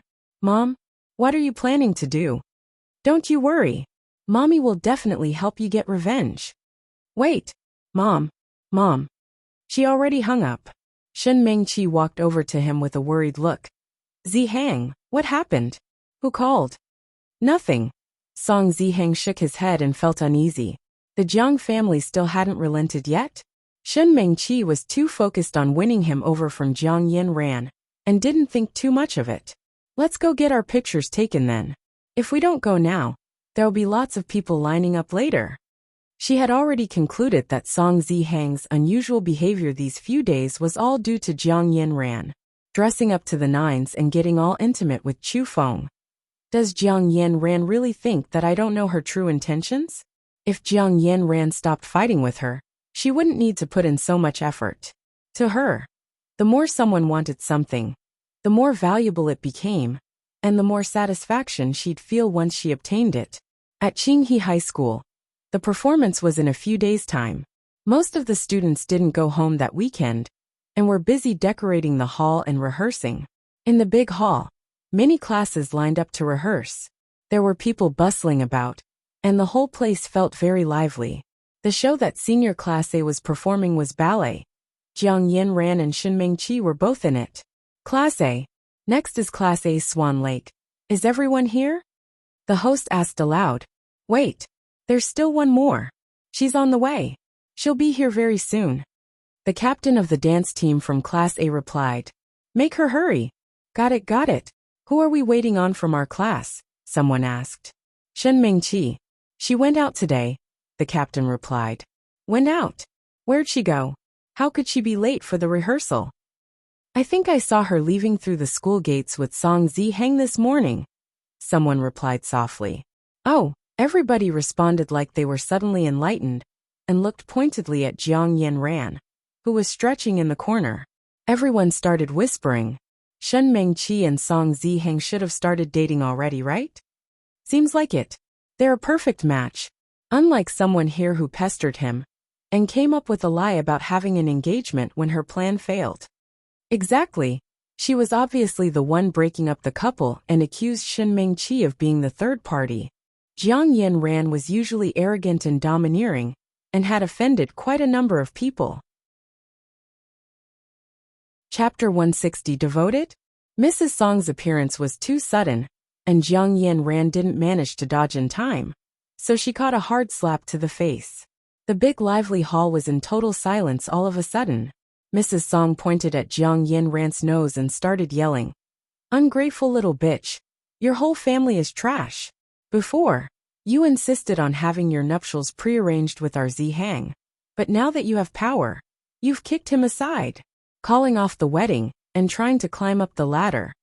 Do you really think the Song family is that easily bullied? Tell me, which gigolo did you hook up with behind Zihang's back? The one with the surname Chu?" Jiang Haichao really brought up his daughter well. Flirting around when she's engaged to someone. Once you found someone richer, you tossed our Zihang away, and even snatched our family's project, forcing our family to the brink of death. I used to treat you like a princess, but you actually think you are one? Based on your talent, looks, and actions, you're not worthy of my son at all. If it wasn't for you wasting his time, my son would have found someone better. My son was so devoted to you. Yet you were so unappreciative and kept criticizing him. Mrs. Song let loose a flood of words, cursing and swearing at her, with each comment getting uglier. As she was an elder, Jiang Yin-ran remained respectful and didn't say a word at all. Her body trembled slightly, and her expression was dazed and numb. She didn't expect that Auntie Song, who was usually so warm and nice towards her, someone who she treated like her own mother in her heart, would actually be so malicious with her words. Could it be that the love she showed for me was fake this whole time? I've never felt unworthy of Song Zihang. Amongst the crowd, Yi Wanwan's gaze paused at Jiang Yin-ran's red and swollen face, and a hint of coldness flashed in her eyes. Suddenly she exclaimed aloud, "Oh God! Jiang Yin-ran and Song Zihang actually had an engagement? How could that be?" Mrs. Song, who was still in the midst of scolding Yin-ran, heard that questioning voice and became even more enraged.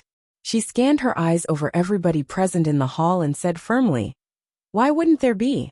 Did this little bitch lie and say she didn't have anything to do with the Song family? Let me tell all of you. The two of them have been engaged to each other before they were even born.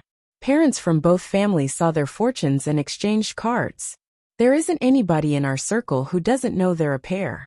My son was so nice to her and pampered her like a princess so devotedly. How could she have the guts to deny this? Everyone, take a look at the true colors of this little bitch. She cheated on my son, and even wanted to take down my family's company. How is there such an evil woman in this world?" Oh, upon hearing what Mrs. Song said, the onlookers were stunned. Damn, what did this woman just say? Song Zihang and Jiang Yin-ran really had an engagement. She actually said that Song Zihang was devoted to Jiang Yin-ran? Mrs. Song noticed that there was something wrong with the way the onlookers looked at her, but couldn't figure out what it was. Yi Wanwan looked at her mockingly and said with doubt, "That's impossible. Auntie, you must be lying. Song Zihang's girlfriend is obviously Shen Ming-chi. How is he related to Jiang Yin-ran at all?" Mrs. Song couldn't tolerate this kind of accusation, and was furious as she blurted out, "I'm lying. I'm Song Zihang's mother. How could my words be fake? Obviously this little bitch was lying. Who on earth is Shin Ming-chi? What nonsense are you spouting?" Chapter 161. Twisting the facts. Yi Wanwan protested. "Meng-chi's my best friend. We all know that she's the honorable girlfriend of Song Zihang. I think you're the one spouting nonsense. Are you trying to accuse our Meng-chi of being the third party here? You're too much." What did you say? Zihang's girlfriend? Mrs. Song was shocked. As she looked at Jiang Yin-ran's red and swollen face, a sense of uneasiness arose in her heart. At this point, almost everybody understood what was going on. Yi Wanwan didn't have to continue anymore. A girl standing next to Mrs. Song turned to her and asked, "You're Song Zihang's mom? Did you know that Song Zihang declared to the whole school that he doesn't have anything to do with Jiang Yin-ran, and even said that the engagement didn't exist? He said it was just a joke between the two families, and then he confessed his love to another girl on the spot. Mrs. Song came to her senses and replied angrily, This can't be true. How could my son do something like that? Stop attacking him." Some people couldn't tolerate this any further, and started talking all at once. "How are we attacking him?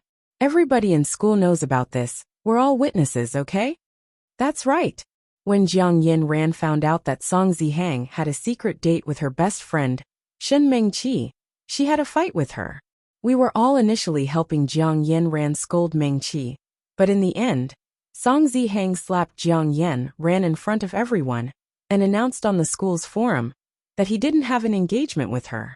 If you don't believe us, you can see it for yourself on the forum.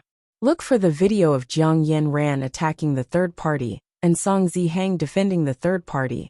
The announcement and everything else are on there. Song Zihang confessed to Shen Mengqi in a very grand way with candles and flowers, and they've been together constantly these past few days. You're now saying that he and Jiang Yin were engaged? Don't you think that's a bit contradictory? At this time, the speculations were getting louder, and everybody was shocked at this turn of events. I didn't think that Song Zihang had been lying this whole time to protect the third party. Shen Mengqi really was the third party. I thought Song Zihang was quite manly at first, but who knew he was a scumbag who hooked up with his fiancée's best friend behind her back? His mom actually dared to say he was devoted to Jiang Yin? Where did she find the guts to say that? What do you mean behind her back? He hooked up with that girl right under Jiang Yin's nose. TSK. Also, the big project that Song Zihang has been boasting about was busted already, probably as revenge from the Jiang family. He deserves it. I thought the Song family was powerful, but they only relied on help from the Jiang family. His mom actually came down to school to twist the facts and slap Jiang Yin, putting the blame on the victim. Oh my god. This has me totally twisted. What kind of people are in this family? They're just a pack of ungrateful wolves. They're shameless. Mrs. Song became paler and paler when she heard the overwhelming ridicule and insults circling around her. Her initial plan was to find Jiang Yin to seek revenge and ruin her reputation. But instead, she learnt the truth and almost fainted on the spot. The reason why the Jiang family wanted to call off the engagement suddenly was because of this. Zihang denied the engagement in front of everyone and hooked up with another girl in school immediately after? This is impossible. This is completely impossible. Yi Wanwan caught a glimpse of a figure trying to sneak off into the crowd, and she rushed over nimbly, grabbed onto Shen Mengqi's elbow and said anxiously, "Mengqi, you're finally here. Hurry, explain things to everyone. They're too much. They actually said that you're a shameless third party. You're definitely not this kind of person, right?" Suddenly, everybody turned to Yi Wanwan and saw the flustered Shen Mengqi standing next to Song Zihang. Not to mention the big project that the Song family didn't get. But now, they're being forced by the Jiang family to the verge of bankruptcy? Just a second ago, Song Zihang said boldly that he wanted to make me the most popular actress. He even said that the Jiang family wouldn't be able to do that without the Songs and didn't dare to offend them. He was actually lying to me from the start. The boy that she'd laboriously scavenged would soon become a worthless pauper. If she'd known this earlier, she would have spent all her efforts on Zheng Bin. Hearing all the nasty comments around him and facing Shen Mengqi's stare, Song Zihang turned pale and went into a frantic rage. He dashed to his mom. "Mom, are you crazy? What are you doing here? You're asking me. Let me ask you, were they telling the truth? You really went to find a woman behind Yin back? She's the one?" Mrs. Song shot daggers at Shen Mengqi. Due to Yi Wanwan holding her back, Shen Mengqi didn't manage to escape in time and could only hide behind Song Zihang. Song Zihang's face darkened as he protected Shen Mengqi. "Mom, let's go home and talk." Chapter 163. Made a fool out of you with the bare truth in front of her. Mrs. Song felt as if heaven and earth were falling down. When she thought about how she slapped Jiang Yin and how she could never take that back, She felt so remorseful that her intestines turned green. Under her rage and panic, she had shifted all her hatred onto that woman. Now she charged at Shin Ming-chi and grabbed her by the hair. "You shameless bitch. You're the one who seduced my son, right? I'll beat you to death, you shit. Seducing someone else's fiancé at such a young age. How did your parents raise you?" Shin Ming-chi didn't expect that a casual comment by Yi Wanwan could have this effect. Her scalp was nearly ripped out by Mrs. Song as she shrieked in pain. I didn't. I don't know. I don't know anything." "You don't know? You're still pretending now. You saw that our Zihang was a good chance for you to climb your way up. I've seen many people like you." Song Zihang saw that his sweetheart was being scolded and beaten by his mother, and started panicking. "Mom, what are you doing? Let Ming-chi go. I told you, this has nothing to do with Ming-chi. I'm the only one at fault. So what if I like Ming-chi? She's simple and kind, 1,000 times better than Jiang Yin Ran." "Shut up. Get over here and apologize to Yin Ran. I think your heart's covered in pig oil. What the hell did you feed my son, you wretch? Bring your parents here. I want to see which family raised such a shameless daughter." Song Zihang looked at how Shin Ming-chi was in tears and his heart almost shattered. "I'm not apologizing. Why should I apologize? Even if I hadn't done what I did, the Jiang family already had these intentions. You think Jiang Yin Ran's any more faithful? She ran straight to the gigolo from the Chu family right after." Shin Ming-chi was sobbing. "Auntie, I'm sorry, I'm really sorry. I really didn't know that Zihang was already engaged. I'm really in love with him. Zihang's an outstanding guy. I'm sure many girls are attracted to him. At first, I held my feelings back because of Yin Ran, but it was Zihang who gave me courage. But if I'd known that he and Yin Ran were engaged, I would never have gone between them." Shin Ming-chi's tears were like raindrops on a pear blossom, and she managed to cast all blame aside with just a few words. She'd even portrayed herself as a victim. That woeful and pitiful face not only made Song Zihang heartbroken, but even Mrs. Song had a change of heart when she heard her praising her son. Her heart softened, and everybody was moved by her words. Judging by Shin Ming-chi's looks, she really couldn't have known about it, right? She was probably lied to by that scumbag Song. Shin Ming-chi's simply too innocent. Scumbags cause tons of trouble. Yi Wanwan hid in the crowd, and a smirk surfaced on her mouth. Even now, she's still trying in vain to get herself acquitted. I'm really looking forward to seeing Song Zihang's reaction when he finds out that he's been made a fool and was treated as a spare tire and a sucker this whole time. Yi Wanwan walked silently over to a secluded corner and made a call. "Hello, Zhengbin, I'm Ming-chi's friend. She's in some trouble right now and is being bullied by Song Zihang. You should come over quick. We're at the school hall, yes. It's really urgent, and you're the only one who can help Ming-chi out of this." Chapter 164. My woman. After she called Zhengbin, Yi Wanwan glanced at the crowd and realized that more and more people were speaking up for Shin Ming-chi, most of them her admirers. Seeing their goddess being hurt by a scumbag, these people were heartbroken and started scolding Song Zihang and his mother. They even pulled Jiang Yin Ran back into the picture and scolded her as well. It was as if the most innocent person was Shin Ming-chi. Jiang Yin Ran looked coldly at Shin Ming-chi, who had her beautiful little face covered in tears, looking very pitiful and begging for forgiveness. Then she turned to look at Song Zihang, who was criticizing her nonstop. She closed her eyes tiredly, wanting to leave. Yi Wanwan crept over to Jiang Yin Ran's side and lowered her voice. "Are you happy with this? Don't worry, there's more coming." Jiang Yin Ran looked at Yi Wanwan blankly. Yi Wanwan laughed lightly. "Do you remember what I promised you before?" Jiang Yin Ran instinctively recalled what Yi Wanwan said to her by the lake. She said, "Big Missy Jiang, do you want Song Zihang to fall madly in love with you? Want to reveal Shin Ming-chi's true colors in front of everyone and ruin her reputation?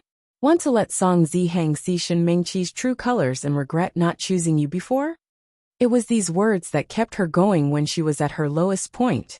She wasn't sure what Yi Wanwan was planning, but she knew that she'd definitely deliver on her promise. At this moment, Mrs. Song was tugging at Shin Ming-chi's hair and yelling at her in fury. Song Zihang tried his best to protect her, and glared at Jiang Yinran with deep hatred. Jiang Yinran, I've lost my reputation thanks to you. Are you happy? Are you satisfied now? Shen Mengqi was choked with tears.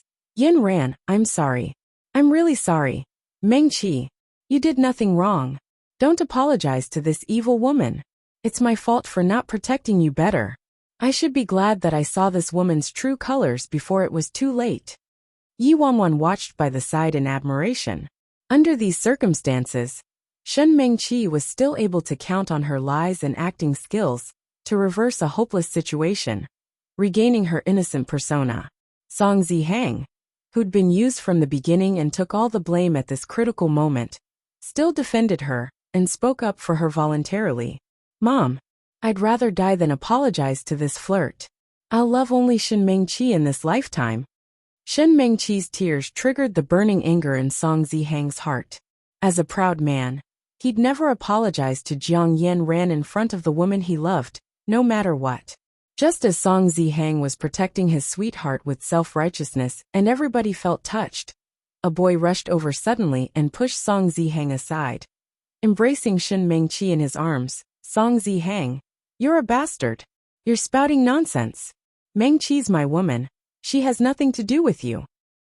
You're a perverted scumbag, shamelessly harassing Mengqi all the time. Song Zihang felt dizzy from the push, and when he saw Shen Mengqi in the other boy's arms, he was enraged. I've been harassing Mengqi? Bastard. Who do you think you are? Let go of her. Zheng Bin refused to let her go and replied loftily, Me? I'm the person who Mengqi truly loves. Zheng Bin, why are you here? Shen Mengqi was flustered. Her gut feeling told her something wasn't right, and she tried to send him away. It's none of your business, get going. Chapter 165.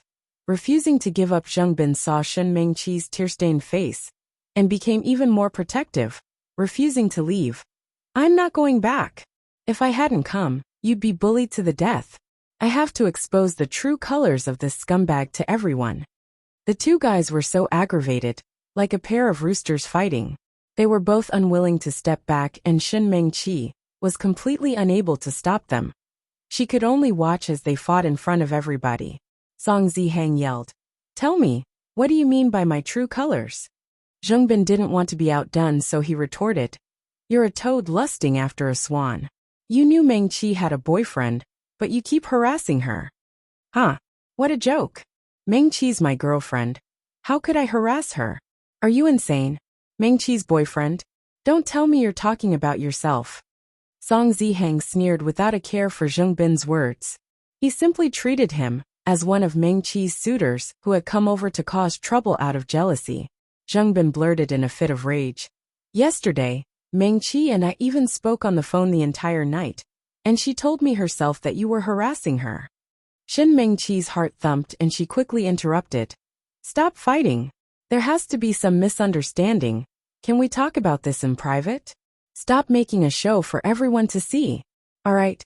Shen Mengqi tried to persuade the two of them anxiously. Upon seeing Shen Mengqi's pleading gaze, Song Zihang and Zheng Bin hesitated. Not far off, Yi Wanwan narrowed her eyes. If she gave Shen Mengqi some breathing space today, she was sure that Shen Mengqi would be able to appease these two guys very quickly. Thus, Yi Wanwan rushed out and pointed towards Song Zihang, burning with indignation, and scolded him. Well done, Song Zihang. I thought you were true to Mengqi, but who knew that you've been harassing and forcing her to be with you? How could you do that? Do you think you're worthy of Yin Ran, worthy of Mengqi? You're an ass-hit asterisk. Song Zihang was aggravated again with Yi Wanwan annoying him. Ugly freak. Get out of my way. Don't try to act all smart in front of me. I've said it before, I didn't force Mengqi to do anything. You can ask her if you don't believe me. Shen Mengqi was so angry that she started to feel faint. She shot a look at Yi Wanwan, and really wanted to kill her. On the other side, Zheng Bin's fury arose as well. Song Zihang, I guess you're not going to give up until you see the grave. You had Jiang Yinran on one hand, and secretly hooked up with Mengqi on the other. Mengqi didn't embarrass you on the spot only because you were her classmate, and also out of respect for Jiang Yinran. In the end, You took advantage of her kindness and harassed her every single day. Let me tell you, you don't have to ask Meng-Chi. Listen to this yourself. Zheng Bin brought his phone out and tapped a few times. Chapter 166. Confrontation. Of course, I've told him before, but it was no use. How could you say that about me? If you don't believe me, then maybe we should just break up. I believe you. Meng-Chi, don't be mad. I just hate that Song Ziheng keeps harassing you. He still wouldn't let go after finding out that you've got a boyfriend? This kind of person needs a beating. I'll see to that someday. Don't be rash. He's Yan Ran's crush after all. And I don't want to make a big thing of it. Anyway, so what if he keeps harassing me? You're the one I love. You're my boyfriend, not him. Don't be mad anymore, alright? Give me a kiss then. Following that was Shen Meng-Chi and Zheng Bin's lovey-dovey talk. And Zheng Bin kept playing it out loud with pride. Turn it off. Turn it off now. Shen Meng-Chi nearly went berserk when she heard the recording and screamed as she stared at Zheng Bin. Why? Why did you record this? Upon seeing Shen Meng-Chi's reaction, Zheng Bin frowned and his face darkened. Meng-Chi, what's wrong?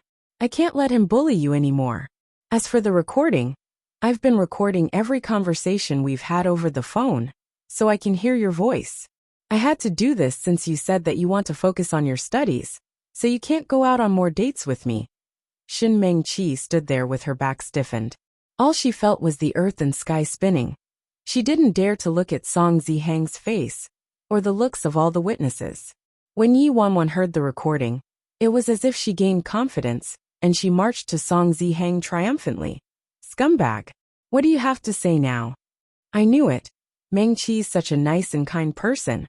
How could she be with you even after finding out that Yan Ran likes you? So it was you, scumbag, who was driving a wedge between them. Meng-Chi has a boyfriend, and you still wouldn't let her go. You have no sense of shame. After Song Ziheng heard that recording, he stood there in a daze like he'd been struck by lightning, his face in total disbelief. And what Yi Wanwan just said jabbed him right in the heart. Song Ziheng was so mad that he was shaking. His face contorted in anger, and his fury reached its peak. He gritted his teeth, his intense gaze directed at Shen Meng-Chi. Shen Meng-Chi. I've been harassing you? I forced you? I'm shameless? When we were at the theme park before, who was the one who said she had feelings for me all along? Who was the one who said that her heart broke each time she saw me with Yan Ran? Who was the one who promised me that she'd be with me after we graduate? Who was the one who made the move to kiss me? Damn it, since when have I ever forced you to do anything? Also this guy. What's going on between you and him? You already accepted my confession the other day, but you were still on the phone with him last night? And you said he's your boyfriend? What about me then? What am I? Song Ziheng tossed out a huge stack of photos from his bag and threw it at Shen Meng-Chi's face. Every single one was intimate photos of the two of them. Shen Meng-Chi looked very sweet and didn't look like she was being forced at all. Song Ziheng grabbed Shen Meng-Chi's wrist. There was a silver ring on her finger, and it was a couple ring matching the one on his finger. Forced? Her ring, her necklace, and this entire outfit. I paid for all of it. Zheng Bin was dumbfounded. This is impossible. I've been with Meng-Chi for half a year. Following that, the two of them kept quarreling, going back and forth with each other, thoroughly unmasking Shen Meng-Chi's cover. Chapter 167. Capsized. Shen Meng-Chi had managed her relationships well. After Song Ziheng's confession, she didn't reply to him on the spot, and only acknowledged their relationship in private, but denied it completely in front of Zheng Bin, claiming that Song Ziheng was harassing her. Shen Meng-Chi thought that she could fool everyone, who knew that the two of them would bump into each other. When the two of them met, they confronted each other, and were initially fooled by her acting, but her lies were now exposed. At this moment, the crowd watched as the two people fought. The information Song Ziheng and Zheng Bin disclosed got more and more shocking, and the onlookers were flabbergasted. Damn, what a plot twist. So it was Shen Meng-Chi who was seducing Song Ziheng. And now there's Zheng Bin involved. Oh my god. Was she two-timing? Shen Meng-Chi actually had the both of them fooled. What do you mean the both of them? She stole her best friend's boyfriend, two-timed and told endless lies. We were all fooled. Zihang, that's enough. Aren't you embarrassed enough? You caused our Song family and yourself to be in this predicament just for this bitch. You. Mrs. Song gave her precious son a slap. Mrs. Song then grabbed Shin Mingqi and slapped her twice, on her left and right cheeks. Wretch, how dare you seduce a Song? Song Zihang stood there, battered out of his senses as his cheeks burned. He was speechless and didn't react even when his mom slapped Shin Mingqi. He couldn't believe it. He couldn't believe that the girl he'd always liked was this kind of person, toying with his feelings all this time, and even dating another guy while she was cuddling with him. As for him, in order to protect her reputation from being ruined, he was made a total fool. You bitch. How dare you lie to me? You actually dared to lie to me. It was as if Song Zihang was suddenly awakened, and he charged towards Shin Mingqi like a madman. Ah, Zihang, hear me out. Shin Mingqi was knocked out of breath from his tight grip and shouted in fear. Zhengbin, help me. Why would Zhengbin save her? It was a blessing that he didn't join in and kick her. He was so angry that his eyes were red. Shin Mingqi, you're good. Just because I couldn't give you what you wanted. I couldn't help you become a big star. You went to find another man. And even kept me in the dark this whole time. I thought I was your true love, and didn't dare to keep you from your studies. I didn't dare to tell anybody about our relationship. But you used me as a spare tire. Other than Song Zihang, who else do you have in your trap? How many other guys were you cheating on? Hearing Zhengbin's bellow of rage, everybody clicked their tongues in disapproval, and looked at Shen Mingqi's disheveled hair and battered face without any sympathy for her. She deserves it. The boat's finally capsized this time. 1. How could you not get your shoes wet if you keep walking by the river? What an eye-opener today. Innocent goddess of Qinghe my ass, more like a scheming woman, a vixen. I didn't. It's not like that. Shin Mingqi slumped onto the floor and shook her head vigorously, the comments around her cutting her like a knife. All along, she was a good student in everyone's eyes and a goddess in every guy's heart. She had never received such menacing glares and horrible insults in her entire life. Her mind was in a blur. She had no idea how things ended up this way, and how she got into this state. Chapter 168. Daddy Jiang to the rescue. Yi Wanwan stood a few steps away, and watched as Shen Mingqi slumped onto the floor. After some time, she slowly walked over with a face filled with heartache and said softly, Mingqi, how could this happen? How could you do something like that? What about my brother? Did you also ditch him, because he was no longer useful to you? Or, is my brother still a spare tire, because he still has some use for you? Hearing this, Shen Mingqi suddenly seemed to wake up. She didn't expect that Yi Wanwan could speak right to her heart. She immediately explained anxiously, I didn't. Wanwan, you have to believe me. This was all a misunderstanding. How could I do this to Mufan Jiwan? I really wanted to help him.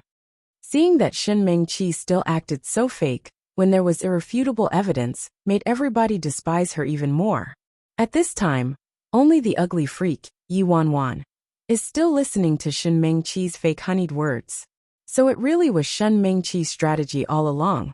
Seducing whoever was powerful, and when something went amiss, she'd find a spare tire immediately. Not far off, Jiang Yanran was speechless as she watched how Yi Wanwan forced Shen Mingqi into this pathetic state single-handedly. Shen Mingqi was acting totally clueless, and trying to explain things to Yi Wanwan, looking really anxious. At this moment, Song Zihang pushed Shen Mingqi away, and rushed over to Jiang Yanran in tears. Yanran, please forgive me. I didn't know things would end up this way. That woman tricked me. I really didn't expect she would be so scheming, shamelessly seducing me from the start. Please forgive me this once. At this moment, Mrs. Song was in a rage. Song Zihang had actually been fooled by a little wretch, bringing embarrassment to the Song family. Yanran, you saw it too. It was all because of this bitch who seduced Zihang. Can you forgive him this time for Auntie's sake? Which man hasn't made mistakes before? I've beaten and scolded him, and he'll never dare do it ever again, and will be with you happily. Go back and explain this to your dad. We can't let the issue with the company drag on. This dismissive tone of Mrs. Song made Jiang Yinran frown. She pressed her lips together and replied, Auntie Song, I'm sorry. I can't make decisions for the company. As for the engagement, it was exactly like what Zi Hang said before. It was just a joke by the elders. I just didn't see it clearly before. Upon seeing Jiang Yinran's stubbornness, Mrs. Song's face turned gloomy. Yinran, do you really want to be so ruthless? Zi Hang, and I have already apologized to you, but you're still so relentless. Do you want to ruin this long-term relationship between our families over this small issue? The moment Mrs. Song spoke, an angry voice resounded from the opposite side. Yinran, what happened to your face? Jiang Haichao rushed over anxiously, and behind him was Song Zihang's father, Song Xiaowei. Seeing her dad, Jiang Yinran was a little surprised as she covered her red and swollen face with her hand. Daddy, why were you here? I'm fine. When Jiang Haichao saw that his beloved daughter, whom he spoiled from a young age, and didn't even dare lay a finger on, had gotten slapped by someone, he couldn't contain his fury. Who hit you? Was it Qian Rulan? She actually dared to hit you. Mrs. Song didn't expect that Jiang Haichao would appear, and she grew anxious and quickly explained. Old Jiang, why did you come down here personally? This was a misunderstanding. I didn't do it on purpose. Actually, it was just a small issue from the start. We really didn't have to drag so many people into this. Jiang Haichao hugged his daughter and was in a towering rage. Tisk, small issue? My daughter was bullied by your son to the point where she wanted to commit suicide. Is this what you call a small issue? After Yinran's mom and I received the call that night, we rushed down to school immediately. If it wasn't for someone saving Yinran, we'd be looking at her dead body. You call this a small issue? So in your eyes, our Yinran's life is just a small issue. Qian Rulan, Song Xiaowei, do you really think the Jiangs are pushovers? Chapter 169. An idiot or two, old Jiang, that wasn't what I meant. You said Yinran tried to commit suicide. I had no idea about this. Mrs. Song was shocked. Song Xiaowei's face changed. His face was dark as he looked at his wife and son. Both of them unable to achieve anything, but were great at sabotaging things. He had finally managed to meet Jiang Haichao today to find out what he did wrong. In the end, he learned it was his own son who betrayed Yinran first, making him lose all face in front of Jiang Haichao.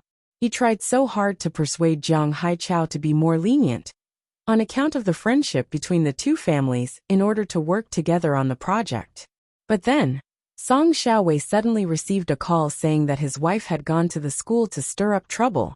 Song Xiaowei glared at his wife and son, and could only summon up the courage to say, Old Jiang, I'm really sorry, Rulan and I were ignorant. If we'd known about this, we never would have let this bastard off. Jiang Haichao sneered. Ignorant? You guys were obviously ignorant. I recently found out my daughter helped your son get water, washed their clothes and delivered breakfast every day like a servant. Found out that your son cheated on Yinran right under her nose and embarrassed her. Found out that he helped another girl insult her. Found out that Yinran actually suffered so much. Let me tell you, Song Xiaowei, Qian Rulan, this isn't the end of it. Just wait for your bankruptcy. Jiang Haichao didn't bother with the Song family's explanation, and left with his daughter immediately. After everybody found out the truth from Jiang Haichao, they started criticizing the three of them with spiteful stares. That's too ungrateful of them. How could there be such a shameless family? At the school entrance, Jiang Yinran had to pacify her father for a long time, before she finally managed to calm him down. Once calm, she sent him back home. Wanwan, you called my dad? Jiang Yinran asked. Yi Wanwan nodded, just in case. It was safer to have a backup. Thank you. Jiang Yinran replied gratefully. She always has a well-thought-out plan. Don't mention it, I did it for myself too, Yi Wanwan replied. Jiang Yinran said. Even if Shin Mengqi tries to talk her way out this time, nobody will believe her anymore. Yi Wanwan pinched her eyebrows like she had a headache. There'll always be an idiot or two who'll believe her. Are you saying, Senior Yi? Jiang Yin asked in concern. Yuanwan didn't comment. After all, the IQ of a person in love is in the negative. She knew this very well herself. In her previous life, her brother was still very devoted to Shen Mengqi even after witnessing her flirting with another guy. He even felt useless for not being able to protect the girl he loved. She already knew how hard it would be to brainwash him. After all, you and Senior Yi are blood siblings. Just talk to him nicely. He'll definitely be on your side, Jiang Yin reassured her. Yi Wanwan took a deep breath and looked at the time on her phone. No worries, since I exposed Shen Mengqi once, I can expose her again.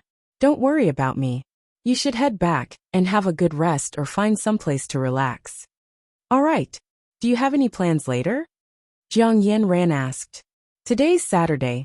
I have to go over to my boyfriend's grandmother's place to have dinner. Give me a call if you need anything. Sure. After she parted with Jiang Yin, Yi Wanwan returned to the dorm to get changed and removed her makeup. Then she left through the back door. The familiar black car was already waiting for her at the same place as always. Chapter 170. Pouncing on the great devil. Yi Wanwan's long hair was straight like a waterfall, and she wore a white dress. She patted her face gently and went into the state of a little innocent white rabbit. When she approached the car, the door of the driver's seat opened, and Sui quickly got out, opening the door of the back seat for her. At the same time, he couldn't help but stare at her. Although this wasn't the first time he saw her like that, it amazed him every single time. In the back seat, Si Han was busy. He had his laptop out in front of him and a Bluetooth headset on, seemingly in a video conference. She was unsure whether it was because the conference wasn't going smoothly, but Si Han didn't look too good. His forehead had a trace of faint anger, and the surrounding atmosphere felt dangerous. Yi Wanwan obviously didn't dare to provoke him.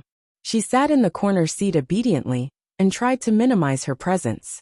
When she looked up inadvertently, she suddenly noticed that aside from Sui, there was a teenager sitting in the front passenger seat. As usual, the teenager was in an all-black outfit. He had short, neat hair and his expression was stern and sharp, like a weapon. He was the most formidable expert under Si Han, Lu Ying, the person she met in Jin Garden. When Yi Wanwan looked up, she met Lu Ying's gaze in the rearview mirror. He had the same contemptuous and disdainful look as usual. As for his gaze, Yi Wanwan was already used to it. All the subordinates under Si Han viewed her as a bewitching demon, similar to Bao Si and De Ji, who were infamous concubines who caused damage and suffering to the people in China.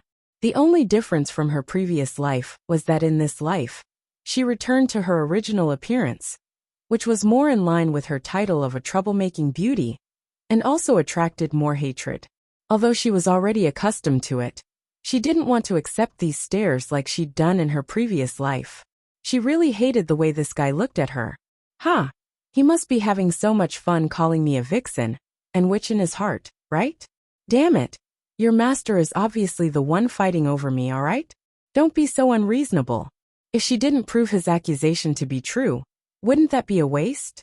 Yi Wanwan glanced at Si Han. His face was cold while speaking to his senior management on the screen. She didn't understand everything that came out from of his lips. Lu Ying noticed that she kept looking at Si Han, and his gaze became more alert and spiteful. The corners of Yi Wanwan's lips turned upwards. In the next second, she suddenly pounced onto Si Han. Si Han was caught off guard and got knocked over. He frowned and was about to speak, but was quickly covered by a soft sweetness. Si Han was obviously stunned. His obscure eyes turned deep almost instantaneously, like a giant whirlpool. His long, slender fingers then quickly closed the laptop shut and cut off the screen of the other party. In the video conference, the senior management on the other end was initially focused on the meeting, but then, suddenly a beauty appeared on the screen, and it seemed like she'd pounced on their boss. When they tried to have a closer look, the screen turned black. Damn, woman. A woman actually pounced on the boss just now, in the middle of a meeting. At the same time, there was something darker than the screen, Lu Ying's face. His eyes were as wide as an ox's bell, His cheeks were flushed and his whole face was in disbelief. He was on the verge of exploding. He was actually flabbergasted by the shameless behavior of Yi Wanwan. Even though Sui had seen this many times before, he still felt awkward every time, and quickly pulled up the divider, cutting off the scene at the back. Yi Wanwan shot a look from the corner of her eye to Lu Ying's black face. She felt slightly appeased. However, after she let off some steam, she realized she had a bigger problem. Yi Wanwan blinked her eyes stiffly, and looked at the great devil she pounced on. Her impulsive decision. She must have eaten a bear's heart and leopard's gall to possess the courage. How did she have the guts to pounce on Si Han? Chapter 171. Dignity. At that moment, Yi Wanwan broke out in a cold sweat. This time, she had truly only hurt her enemy 800 times, but hurt herself by 1,000. There was nothing that could be done right now. She already pounced on him, and could only keep going from there. Yi Wanwan laid on his chest like a neglected concubine and whined. I've been here for so long but you don't even care. What's so good about watching this? You've been looking at this the whole time. Is it better looking than I am? Who's better looking, me or this thing? These were truly the words of a troublemaking beauty. The divider was able to block the visuals, but not the sounds in the car. Lu Ying would probably be pissed to death when he heard that. It was almost as if she could hear the gritting of teeth from the front. In fact, Yi Wanwan was right. Lu Ying had already unsheathed the sword that he usually brought with him. This demonic woman. Even the words he bellowed were exactly the same as Yi Wanwan imagined. Sui quickly stopped him, lowered his voice and said nervously, "Keep it down. It's not your first day knowing about this. Why are you still so rash? What if Master hears you? Do you want to die?" The teenager next to Sui was so mad that his hair was almost on fire. How could he swallow this down? This woman's been so weird lately. She obviously has bad intentions. Why is Master so blind, not putting his guard up against her? Sui hurriedly reassured him. She's just a little silly girl. How much harm can she do? Don't worry. Lu Ying scoffed. TSK, what can she do? She did that on purpose just now. She did it on purpose for me to see. She's driving a wedge between Ninth Master and me. What on earth do you mean by that? Don't make her sound like your love rival, alright? In any case, just stay calm. Even if she's a demon, do you think our master is a fool? What kind of person do you think he is? Sui said. Hearing this, Lu Ying's anger slowly dissipated. After all, Si Han was a perfect god in his heart. How could he be a fool? However, the moment Sui finished speaking, the two of them heard the master's hoarse and low voice coming from the back. You're better looking. Lu Ying, Sui.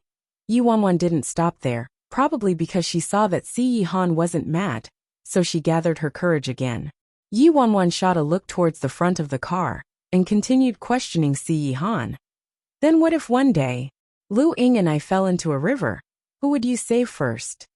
Lu Ying, Sui Yua. What kind of question was that? I've got to kowtow to Yi Wanwan for her courage. I didn't think this woman would be scarier when she's submissive to the master than when she's disobedient and causing trouble. The atmosphere was stagnant. After some silence, the man's voice finally traveled to the front. Save you. Lu Ying, where's my knife? Sui. At this moment, Lu Ying's expression was akin to a whiny wife, and Sui could almost see the black cloud of resentment emanating from the top of his head. Afraid that Lu Ying would lose control and butcher Yi Wanwan, Sui persuaded him urgently. Lu Ying, put your knife down, please calm down. The master still loves you. Master said that purely because you can swim and don't need his help at all. Let's not stoop to the level of that little demon. We must have dignity. Have some dignity. Sui was busy trying to talk him out of it, but suddenly, he realized that his tone was a little weird. Like he's persuading a jealous lover. You're tuning in to the Li Mei's Wuxia Whispers YouTube channel. We're so grateful for your support. And don't forget to subscribe to join us on this incredible journey through captivating stories. Your generosity through donations truly makes a world of difference, as it's the primary source of revenue that allows me to expand and enhance this channel for you. Thank you from the bottom of my heart for being a part of this adventure.